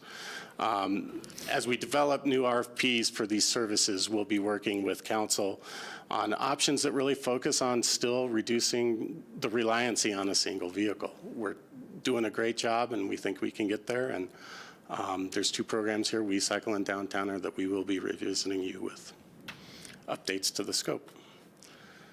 Next Compass is the increased efficiency through automation. Our next goal builds on a progressive parking history by Aspen that's been implementing innovative technologies to better provide customers better value service, clarification ease, and allow a process that begins to allow data that can help the community and council see real time and understand the decisions without anecdotal type information. Text to Park is one of these services that's currently being implemented, and essentially this is going to be a great tool for the public where you won't need a parking app to park anymore in the core. So you can just simply text it, it comes back. It's a really quick and easy way. I've used it when I've traveled to other cities, and I think implementing this will really help tourists be able to park without having to get an app. I'd love to know just a little more about it. I mean, how do you text your payment to park? It takes you to a pay service log where you can log in your credit card information through that portal. And so Okay. it texts you, when you text back, it'll give you this little portal that goes right to it. Yeah, because I had noticed the other day to get your 15 minutes free, you have to use the text app as well. Is that- Yeah, we went this direction because there's a lot of confusion in the free 15 minutes when it came on the meters. Okay. And so now it's a very clear on the apps, and so the locals will all know it. We do expect the tourists to be using more of the apps and the text to park with that information. So we didn't take it away. It just became very confusing for the public on the meters. Okay, thank you.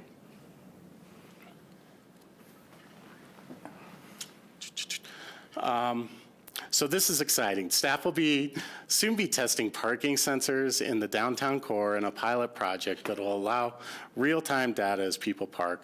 This allows public the ability to understand the parking availability in the core, time in the parking stall, and test small equipment features within the roadway. There are a variety of measures that will be tested during this, and at some point we'll come back to council so that you can understand what are the pros and cons of using a system like this. You're all looking at me very inquisitively, so I'm going to kind of get into it a little bit more. Essentially what these sensors do is they go into the asphalt and they're covered with a little epoxy. They're about 8 to 10 inches within it. And essentially when the vehicles go over the top of it, they can read, there's several metrics actually that they can read with this technology in cars. They can read the weights, the models, and some kind of interesting things. And so we're testing that technology. What it really does is it gives us a sense of when the parking spaces are being used. You can look at a board and it can tell you if it's open. The future of parking, I believe, is this smart parking is what smart cities is what they refer to it as. But essentially you want to provide the public with as much as this data so that they know where the spots are open. All the discussions between the locals of when something's used, when it's not used, the time frame it's used. This starts to dial in all that so that you can make decisions that really starts to understand the full picture. To sort of like lay the first step groundwork to a system where, you're driving up from Carbondale and before you get to Brush Creek, you get the push alert, less than 1% of spots are available, the next bus leaves in 4 minutes, that kind of thing. Yeah, I think once the technology in the cars develops, that's where the future is going. Everybody talks like it, but you got to start testing these out. I mean, everybody's going to have a monitor on their car at some point. You're going to be able to be tied into these systems, and they'll be able to tell you if it's Spring Street, Hunter Street, or Galena. Yeah, I've been just waiting till I could text someone, gas pedals on the right or some little driving advice when they need it. But what I'm wondering is, these sensors been tested under our sort of climatic conditions and when This it's is a reason that we're freeze-thaw? doing kind of a small test. They have been tested a lot in Canada, Okay. in their mountains. Not so much in the U.S. yet. There is winter conditions, Minnesota, some of those areas, but not quite like ours. And what we really want to test with this that I think is unique to our area is the freeze-thaw cycles that we have that are a little different from like the Midwest and Canada where it stays frozen and then melts in one day. So that's why we're doing this in a small scale, just to see if the Okay. technology is going to work for Aspen. Sounds good. This is anonymous data. Except for yours. I was going to say. Oh, as far as, yes, right now it's totally anonymous. Identifying cars is just, It's it's not a we're car. not using it for license plates, we're not using it for users. This is simply car. right now a first step in seeing that the technology can tell us if the car is a green, yellow, how long it's been there for overtime. There are enforcement pieces that we can use for this that I won't get into the details, but it is not taking in license plates or anything like that with the public. Yeah, I'm just registering my concern for privacy matters, and that as we get more and more technology, our right to privacy becomes a challenge. And we see and read about Cambridge Analytica and all the data that's scraped, that I still believe in privacy. And I'll just add, we crossed that bridge when we chose to go to electronic permitting. you have to enter your license plate. It's no longer a ticket that sticks in your window. So there is a correlation between the license plate and the data we have to know that that vehicle has paid for its parking for the time period it's there. So we're beyond that point, because once you know the license plate number, you know you have the information that could be used to gather more. We choose not to. The most we might do after that is evaluate, is that license plate registered in Pickens County, which has been a data point councils have asked for in understanding who's parking in the core. But otherwise, that's where we stop any use of that data for our analysis. I remember when last time we replaced the gophers, that the gophers with the electronics, it's about the cost of a Tesla. Yeah, it's not inexpensive. So you described a sensor that Yeah, goes these are in- just the in the sensors ground in each parking spot? in each parking spot. And so we're only testing one block, and it's, we're still down to 2 blocks on which one we test. We'd love to do Restaurant Row, but because there's a project next year, it's probably not the best place to pick. Waiting for the alert. Sir, you've parked in 4 spaces. How have you done that? 600 and something parking spots? 628. 628 in the downtown core. Do you know if let's say it goes well and we want to roll it out, how much are we talking about to place sensors in 630 parking spots? I'd have to really fully go through that, but right now we know that for 35 of them, you're looking at about $27,000, but that includes all the upfront equipment. The sensors themselves get cheaper if you go down the road of needing 628. And the software, I mean, I'm going to have That's all now. That's all now. And there wouldn't be upgrades as you go forward, and we don't have to pay Salesforce to talk to us every year and all this stuff. I'm coming back to it. We'll come back with that full plan if the equipment works over the winter. I think this is an interesting test, and all these questions are great questions, and, we'll have that dialed in for you as far as costs, the benefits. There's other technologies too. I think I've heard in the past that this is the one that would be more favorable just based on Ward's discussion, but all that information we'll have to wrap up in a big package for you. Yeah, I appreciate it. I think that all of us kind of think it could lead to a good ends. I'm just concerned about, the implementation of it. John? Yeah, this might be a little off topic, but I wonder, does it have the technology to tell you if a car is idling and for how long? That goes back to that Big Brother conversation. was curious. We have not asked that question. We can ask that question. Right. Yeah, gadgets are getting less and less expensive, but the software and the licensing in app development seems to be the huge expense. That's how they get you. All right. Okay, our last Compass Plan highlight focuses on assuring clarity and ease to the customer. We're reviewing signage in the core for parking and transit info to improve really communicating rules and policy while meeting Aspen's beautiful aesthetics, really. People do tend to come back to us that they are confused by the signage. Our program this year is to really start to clean that up. We're also working on specific communication plans that send the message to the community and to tourists to try to really reduce the need to rely on enforcement as that tool for information. So just for an example, we're working on a messaging for no overnight parking in the core, earlier this November. And that's really to get it in people's heads that really we need you to move from the core in December and January to create a path for Jerry to be able to plow the snow. And as you know, this is actually a pretty trying task. And so the outreach plan is really going to be focused on please plan ahead for safety so that we can clear this snow so it doesn't ice up. So those are kind of the communication plans that we're developing within the parking department. And we will be bringing you back a supplemental next week for additional de-icer for portions of the core to expand the testing. I have a couple of daughters who are engaged in sports when they were younger, and their coaches would say that girls are different than boys for coaching. With boys, you say, go over here and wait for wait, and a girl wants to know why. So when you say clear the downtown core, make sure people know why, because Jerry needs to get his big snowplow in downtown. So instead of just saying no parking here overnight. I really appreciate the fact that we don't enforce that no overnight in the summertime. And my one concern here is people that may be out enjoying themselves, having a great evening, and then feel pressured to move their car when they shouldn't.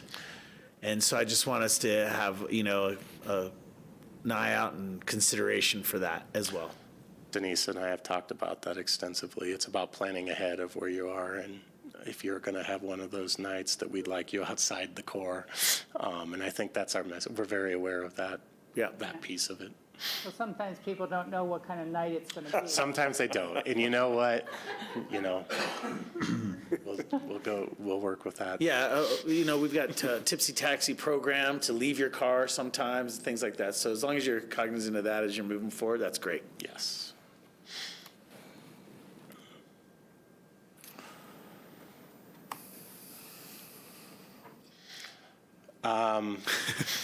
Switch hats.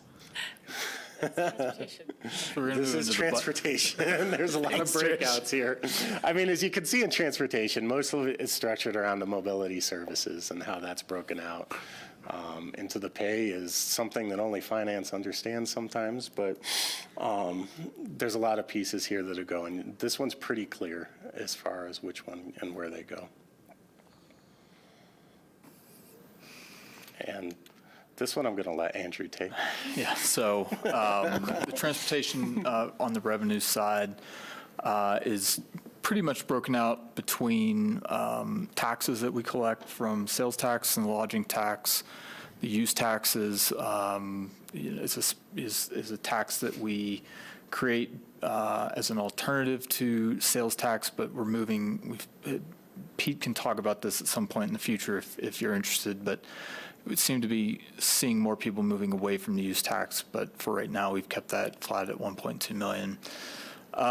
The other revenues that we have, the mass transit is the payment that we receive for the Highlands bus route, and then a variety of other ones. The $1.35 million there at the bottom, the transfer in, is from the parking fund. It's from fees and from the revenue that we collect from parking that we use to offset some of the other programmatic elements in the transportation fund around mass transit. So, I think as far as expenditures, what's important to know is some of the out-year pieces for transportation can get pretty expensive pretty quickly.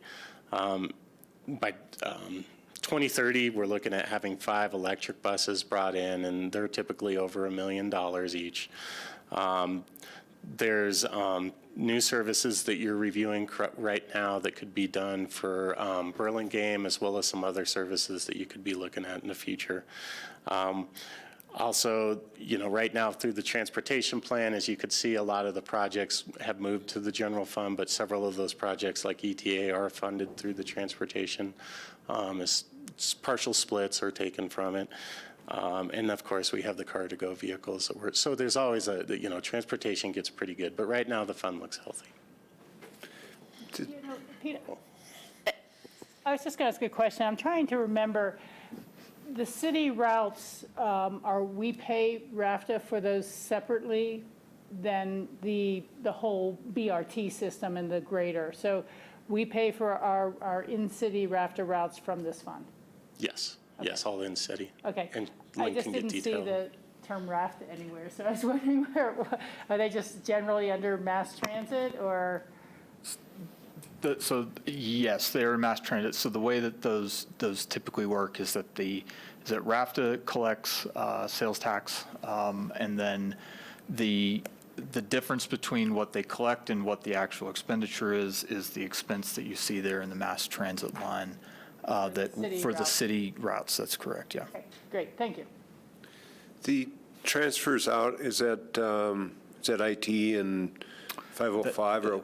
that includes that, but then there's a significant portion of that that are directly related to projects, other projects that are happening in other funds, specifically the new Castle Creek Bridge project. I don't believe any of this is the Castle Creek Bridge. I believe this is associated with, let's go pull it. Pete, I didn't bring my big book, because I don't believe we identified any money out of this budget yet that would be towards the Castle Creek Bridge until we had some voter confirmation. It's part of the reason why we've let the fund balance grow, anticipation that if there's a public transit component to that bridge, that this fund should be paying its fair share of that design work. Pete's looking that up for us, but I can't remember with that 3.7. I thought it was tied to a certain capital project. Sorry, we can't remember. We don't remember. 1.5, but in 24, it's a lot bigger.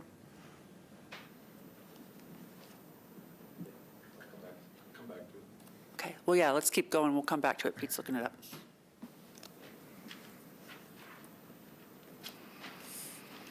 Our supplemental request is something that council has seen before in July. We came back with a resolution to approve a memo of understanding that we had with RAFTA. And this is to essentially give you a view of expanding WeCycle into the Burlingame area, which has been heavily requested and shown through studies. And so this money is essentially most of the equipment that's needed. The annual is about $9,000 that's going to be absorbed within the current WeCycle budget allocation. So this is a one-time cost.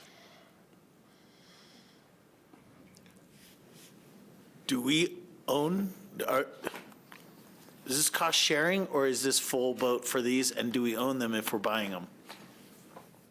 We do not own them.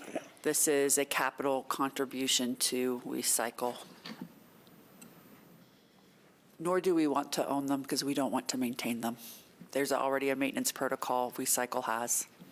Or shuttle them all around town between location to location. I mean, I like the program. I'm supportive of it. I've been glad to see them expanding more down valley. But if we want to ask them for some ridership reports or what was the summer usage like, that would probably be good information to have to justify and to look at the expense.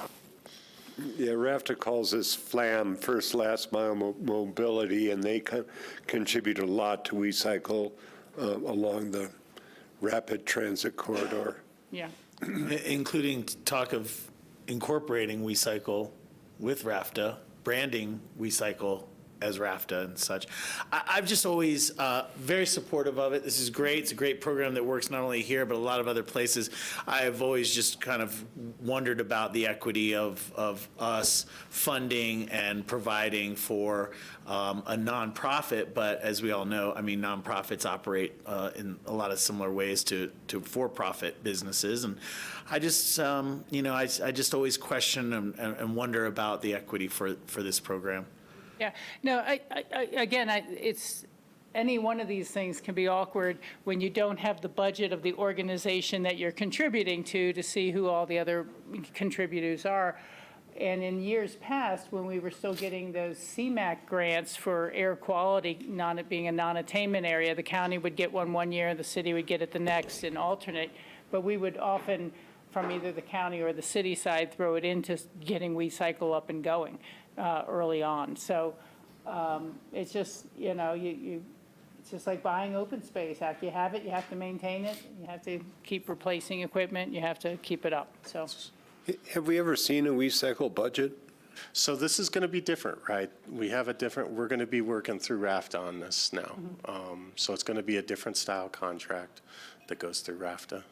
And that's been one of the big points of concern for me, is the difference between this being utilized for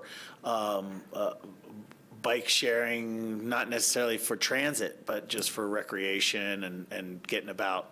So I just always have an eye on it. I have the same questions about the downtowner and other things. So just how we're utilizing our our transit options. Ward and I both attend the RAFTA meetings, and we talk a lot about this first and last mile connectivity, and we continue to look at these opportunities and wonder how to get the most juice out of the fruit on these.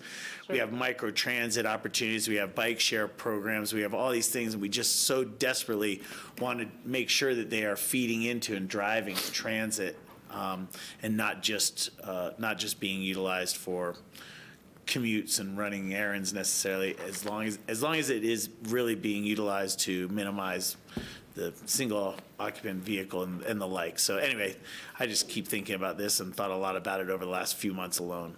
Just want to bring it up. I'm okay with the supplemental.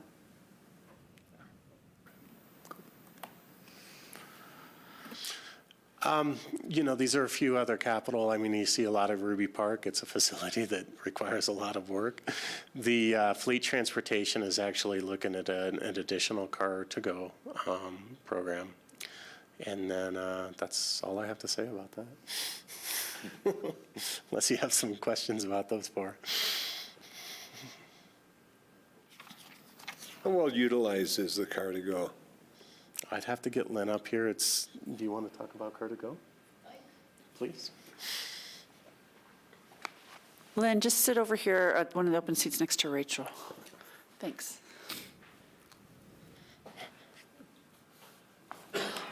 Just make sure the light is on green. Is green. Excellent. Hi, everyone. Lynn Rumbaugh, Transportation. Can I back up for 1 second, just so you know, because you were asking about WeCycle ridership. They are hitting records this summer per the ridership reports that we receive, and we're always happy to share those with council if you'd like. Hitting records is a blanket statement for saying they have more ridership. Correct. Again, from my lens, I wonder about the effectiveness, how it ties into transit, who's riding it, all those kind of things. Correct. But, I need to slow down for a second. WeCycle bikes are pretty heavy. They're not fun, real great bikes to ride, and if you're out on them for more than an hour and don't dock it in a station, Half hour, you I get think you get. charged or Half hour, something like yes. that. So I don't see a lot of misuse or use that's just recreational versus really commuting. And if it's the errand you have to run, and I'm going to drive my car in so I can run my errands during the day, I just don't know how you track what you're looking to track. It's like, if I leave 100 feet on the bike, then I'm on the bike. But if I decide I'm going to drive because I don't want to do the errand on the bike, I mean, how do you track that, oh, that was just for pleasure when they went down to the post office when they could have driven their car? It's hard to measure. It's not really a question about that for me. One way you could do it is probably look at the transactions of who's using it and where are they residents or are they visitors? As somebody that lives downtown, I see an awful lot of people zipping around on WeCycles just for the joyride of it and not running errands and not utilizing transit. My point more than that, though, is that's not the main point. The main point is about utilizing it for the first and last mile mobility. That's what I'm trying to get to. It's not about what I think about the program as it operates necessarily now. It's about moving it forward. And again, a lot of this I'm bringing forward from the RAFTA board meeting, because we're not just talking about Aspen, we're talking about Carbondale and Glenwood and others. And we're just trying to figure out what best methods work for getting more people to utilize it and utilize it in conjunction with other transit. So, and I'll also say there's some interesting data that we just saw that comes out of Aspen.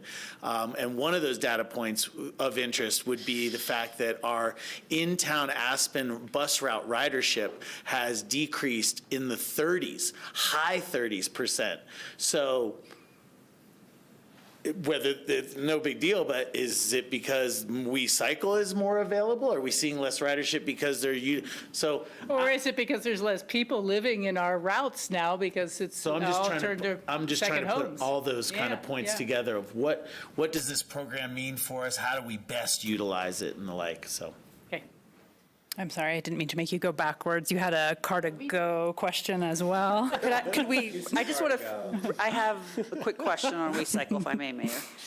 So just real quick, the first 3 months of WeCycle this summer had a 13% growth just in Aspen use, okay? And that growth number, the actual number of rides was 35,618. So in 3 months, 35,618 unique rides. Could have been the same user multiple times in a day, all that kind of stuff exists. And so that's over, and then in the valley total's closer to 47,000 for those first 3 months of the program. So it's approximately a 6-month program.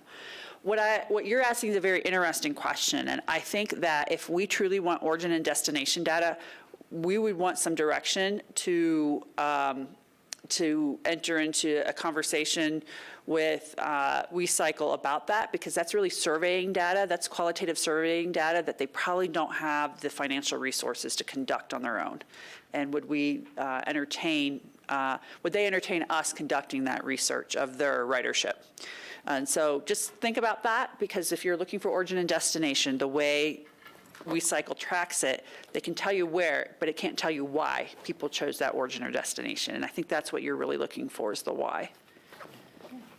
Yeah, and instead of engaging in some sort of tracking or study of the like, I would actually say, even their anecdotal, for example, when bikes get taken from one station and left at another station, and then there's a dearth of bikes that are at the other station, they move them. So I would even just be interested in hearing from them about that. And they do report to us on an annual basis when we want it. So, I don't need deeper data. I'm just trying to, again, I'm trying to boost mass transit ridership is really why I'm talking about this. But I would be interested to know, just from some of their on the ground information, where are they seeing ridership? Where are they seeing them returning bikes to? That kind of stuff. I'd be interested to know, but I don't need a deeper dive into any of it. Well, I was just going to say, it's kind of shut down for the fall. Yeah. There would be a chance to think about this in the springtime and talk about whether, even if you're just doing a 3-day survey of the riders or something like that. But I'm just saying there's time to think about how to dig in for more information, either from RAFTA or from us. I was just going to say, certainly wasn't going to bring it up. I appreciate raising the question. Yeah, I've always been interested in sort of what is the behavior change, right? In this and sort of all transit, right? If you're getting on a WeCycle and you used to walk, that may be net neutral, it might be net negative, but if you were driving a single occupancy vehicle, that might be a net positive. And we haven't had that information, so I would be interested in finding out sort of what would the scope of finding that out look like. If that was a $100,000 ask, I'd say, I think we're good and we can find some anecdotal. But if it's $5,000 or, there's a sample size that's smaller, I would be interested in figuring out kind of what that scope would look like. I think Tori and I are kind of channel each other and being cheap or frugal or whatever you want to say. But I struggle with RAFTA, and we have the FLAM and the Kickstart and funding to start up new services in different communities. I want the city of Aspen to get our fair share of those funds as well. We did apply for FLMM funding for the Burlingame expansion. I believe we will be receiving that funding, but RAFTA, as you know, hasn't finalized its budget. So believe me, if there's money there to be had, I will go after it. Well, You're looking at our most successful grant writer in the entire organization. thank you for that. No problem. And Lynn, we would be looking to you for any suggestions for us to take back to RAFTA about programs like this. The Kickstart program, it clearly delineated it was not for the expansion of existing programs.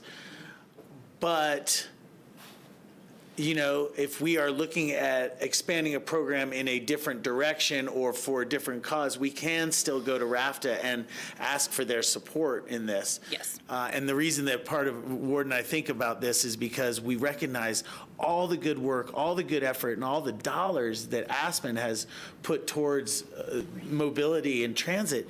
And we feel like with more partnership, we could do more, and we want to find out more.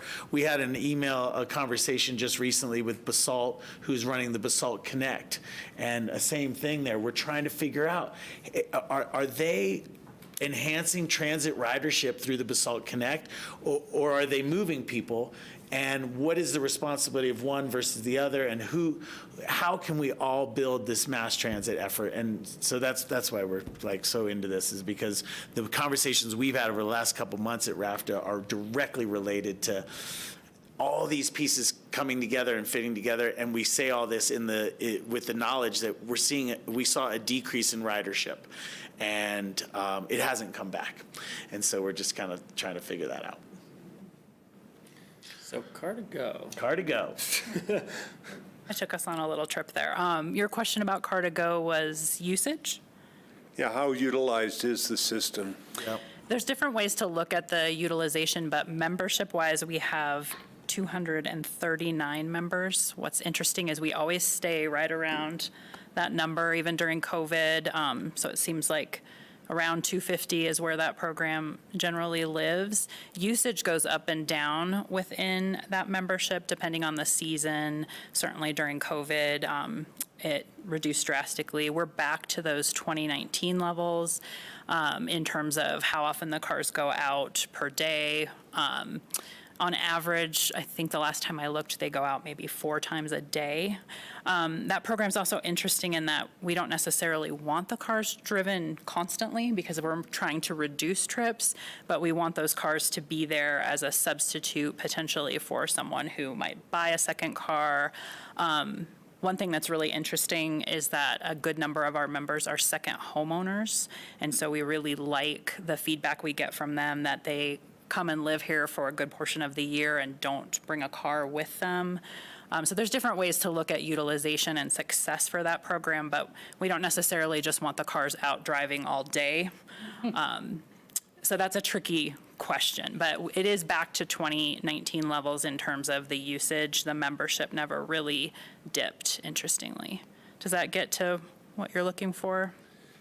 Yeah, I see the cars parked around town, and I just wonder if there's a request for another car to go.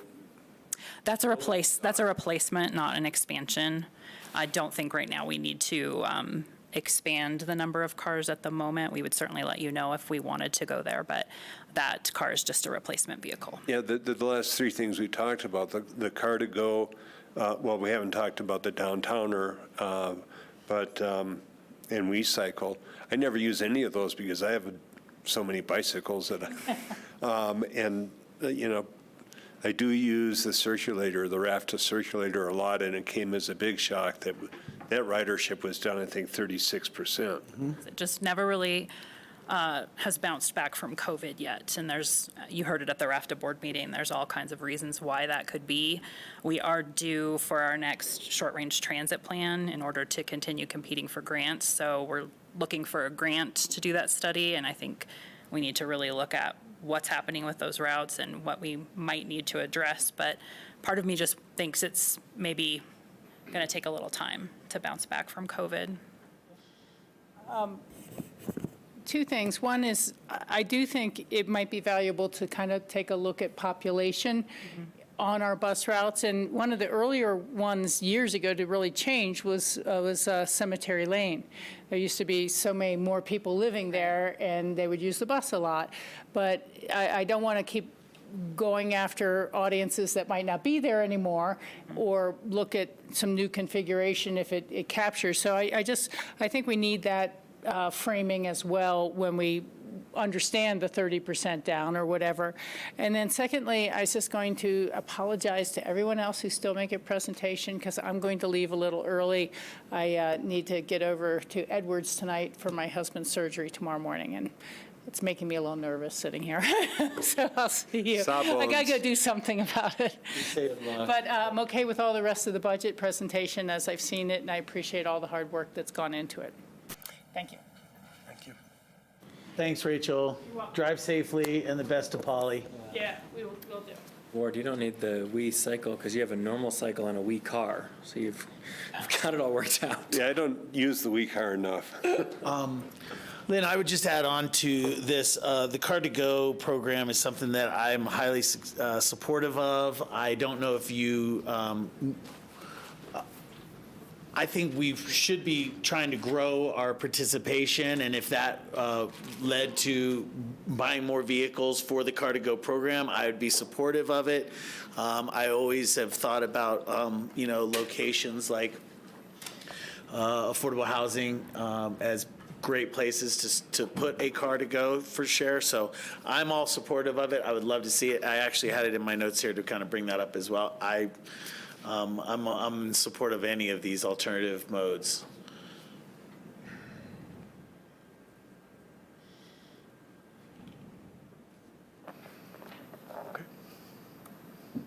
And Lynn, did I copy you in on the email to the woman from VIA? Yes. Okay, Yes, I've great. spoken to her. All right. Thank you.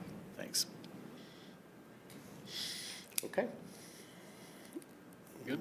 Thank you. Moving forward, unless they're, okay, moving forward to the parking fund. Here's our staffing. It's pretty standard. What you see there is what we do. Go ahead, Andrew.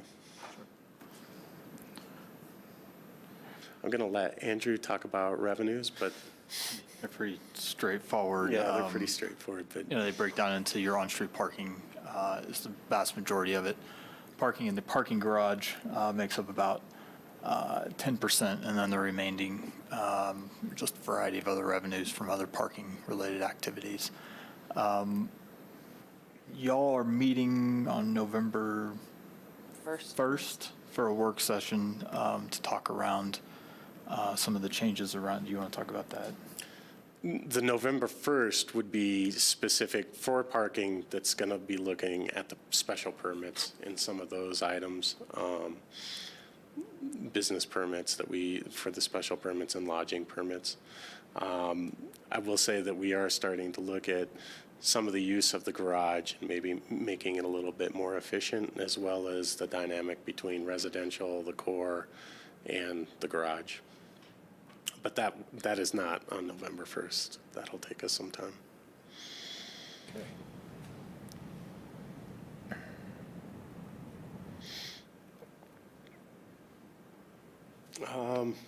We get a lot from parking enforcement. Is there any questions on this? I'm not sure what are the hot points we should take out of this, Andrew. I mean, and this one, the parking enforcement, the other thing is just the 1.3 million that we transfer into the transportation fund as that's part of the revenue that we collect in from parking. The remainder is the capital projects that we'll talk very briefly about in this fund, but primarily, it's personnel related to parking enforcement and the various parking places where we have parking spots. Yeah. And so the transfers out represents 1.3? There's 1.35 million that you saw in the transportation fund Right. that comes out of parking, and then the remainder of this would be overhead, employee housing, just the sort of Okay. the standard set of overhead transfers that we make. Thanks. So the transfers out, does that also include the raft circulators and the downtowner? No, No. Those are paid from the transportation fund. Transportation fund, yeah.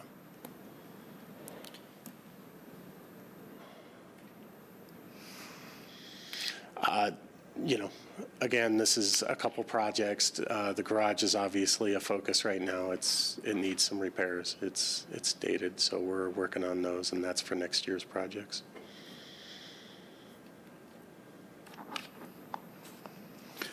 Questions? For me. What did I have here? Parking garage, you just brought it up a moment ago about program and stuff. We talked a couple years ago about maybe even expanding it, adding 30 spaces for $1 million or something like that. And then that was like, no, it wouldn't cost that. It would be a lot more than $1 million now. I don't know how much more, but it's definitely more. Okay. I'm still intrigued by that. And part of the reason, unfortunately, it's only 30 spots. Boy, if we could expand the parking garage by even more, I would love that. But as we look as a council and as a community towards less core parking or less automobile impact in the core, more pedestrian safety and more pedestrian priority, I would love to have alternatives available as well. So for me, I've been supportive of that additional parking spaces in the garage, but I'm happy to hear you say that you're looking at ways of making the garage more efficient and more utilized. So I'm very supportive of that. An example of that I would encourage exploration on is that we see the garage getting used for long-term vehicle storage at a very, very cost-effective rate, right? $6 a day, and you could leave a vehicle in there for 90 days. And that is not really the intention of why that garage is there. And should some of these funds be used to build an alternative location for that type of use? That's not right down in the middle of town, right? If you're going to store your vehicle here, does it need to stay in the downtown core? Probably not. Will we see some of the numbers associated with that in our November 1?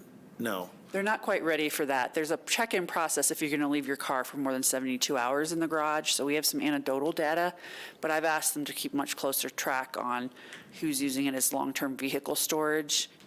That could possibly be relocated to another site, and then we can figure out what does it take to create that other space. So for November 1, I would love some of that information, how many spots and how they're being utilized in the garage.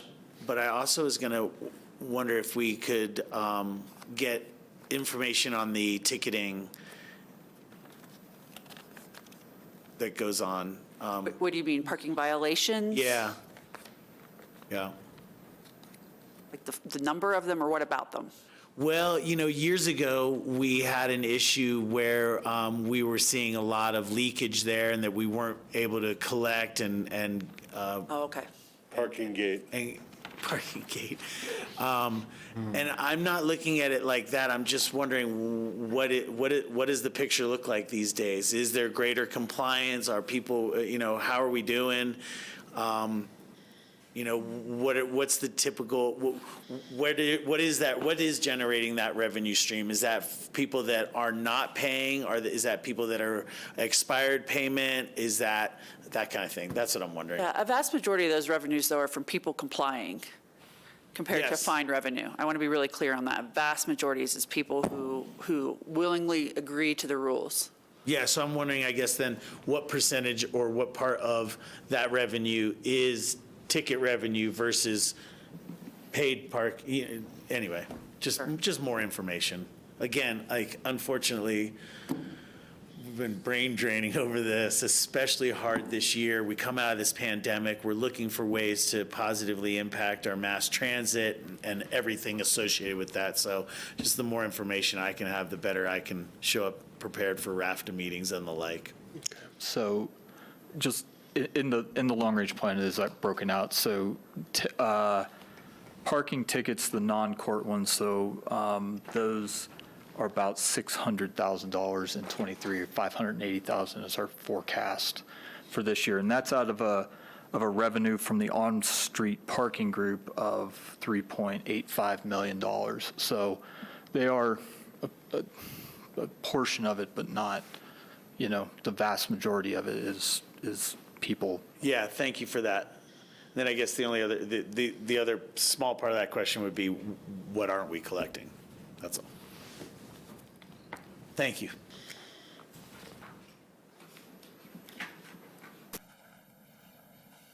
Any questions on no supplementals here, any questions on the capital, the plans to go ahead and work through on the garage? I think we have a lot of policy work in this area that will lead potentially to capital in the coming years.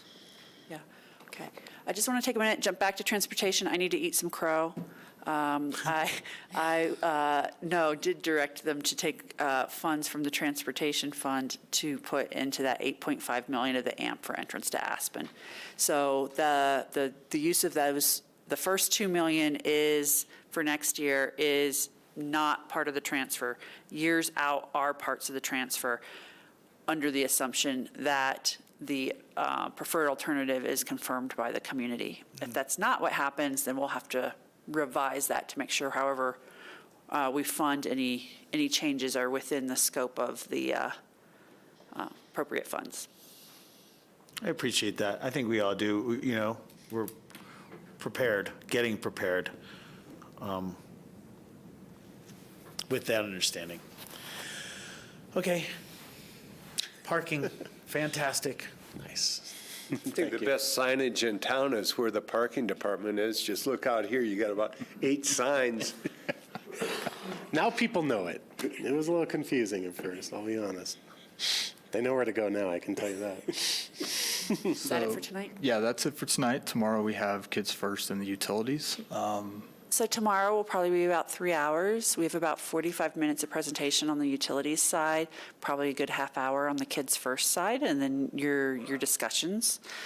And then I just want to give you a heads up on Monday, the 24th. It will be a long night because it is parks and open space and a few miscellaneous funds, and then wrap up. So we'll be bringing you back additional information you requested in this process and say, hey, do you want this in? Do you want it out? And do that check-in, and we'll be looking for direction on each of those that night, hopefully. If we don't get it that night, then it will be delayed until spring supplemental, if it's something that the council would like to put in, just because we have to keep this machine running, so to speak, to hit the deadlines for adoption and filing with the state. Okay. Thank Would you it help all. if I went over a little bit what we're bringing back? What's that? Do you need any, what we're bringing back on the 24th? Do you want to hear any of that now, or do you feel like, I keep a running list, Andrew keeps a running list, but we're bringing back things around, a lot of requests around environmental health, some requests around the recycling center, some requests around the use of de-icer, the pavement management plan, and upping some of those roads higher onto the priority list. Those were the key ones. We have a few little ones that have trickled in that we didn't know about that we'll bring to you too, as we're figuring out whether we can cover them through existing appropriations from partners. So some wildland fire things and so on, just so you're aware of what we're doing with that too. I apologize for bringing this up now. I did have a question for you that I wanted to follow up with Sarah, which had to do with this building. In our first budget meeting, I believe we were talking about the costs of maintenance, annual maintenance and upkeep for this building, as well as bringing on a potential full-time employee for this building. And I wanted to get more information about that. So you already approved the full-time position that supports this building and runs these pretty unique systems for your energy efficiency goals. That was approved for the 2022 budget. What the additional funding for is the contracted services and the utilities of this building. So utility consumption is higher than what we initially modeled by the building. It has to do with the EV charger being tied in to the building. And so all of those put us in one of the highest tiers rates. Plus, with the way electrical service works, we actually have 2 service panels into the building. Is that the right word, service panels? Yeah, okay. And so all of that puts any energy used in this building at the highest possible cost under our utility rate structure. So that's something you can use as an example tomorrow, perhaps, when we're going through that. Also, snow removal. Yeah, snow removal. There was not by this council, by the, Mr. Council that Ward was on, there was a decision to remove snow melt, particularly from the overhang over here. So it's now all manual labor to remove that snow up here and on Galena Plaza, significant portions of Galena Plaza. And that is driving the cost, because those costs have gone up more than a few percent as well here recently. Yeah, and custodial, everything that involves human labor right now is going up. So I guess, yes, so my understanding and the question I asked at that meeting last week or 2 weeks ago now was, is that on top of what we're already doing? And the answer was yes, it is. And so I think I saw, and maybe my numbers are wrong, $240,000 a year for snow removal and some other stuff. And then on top of it, there was the full-time employee.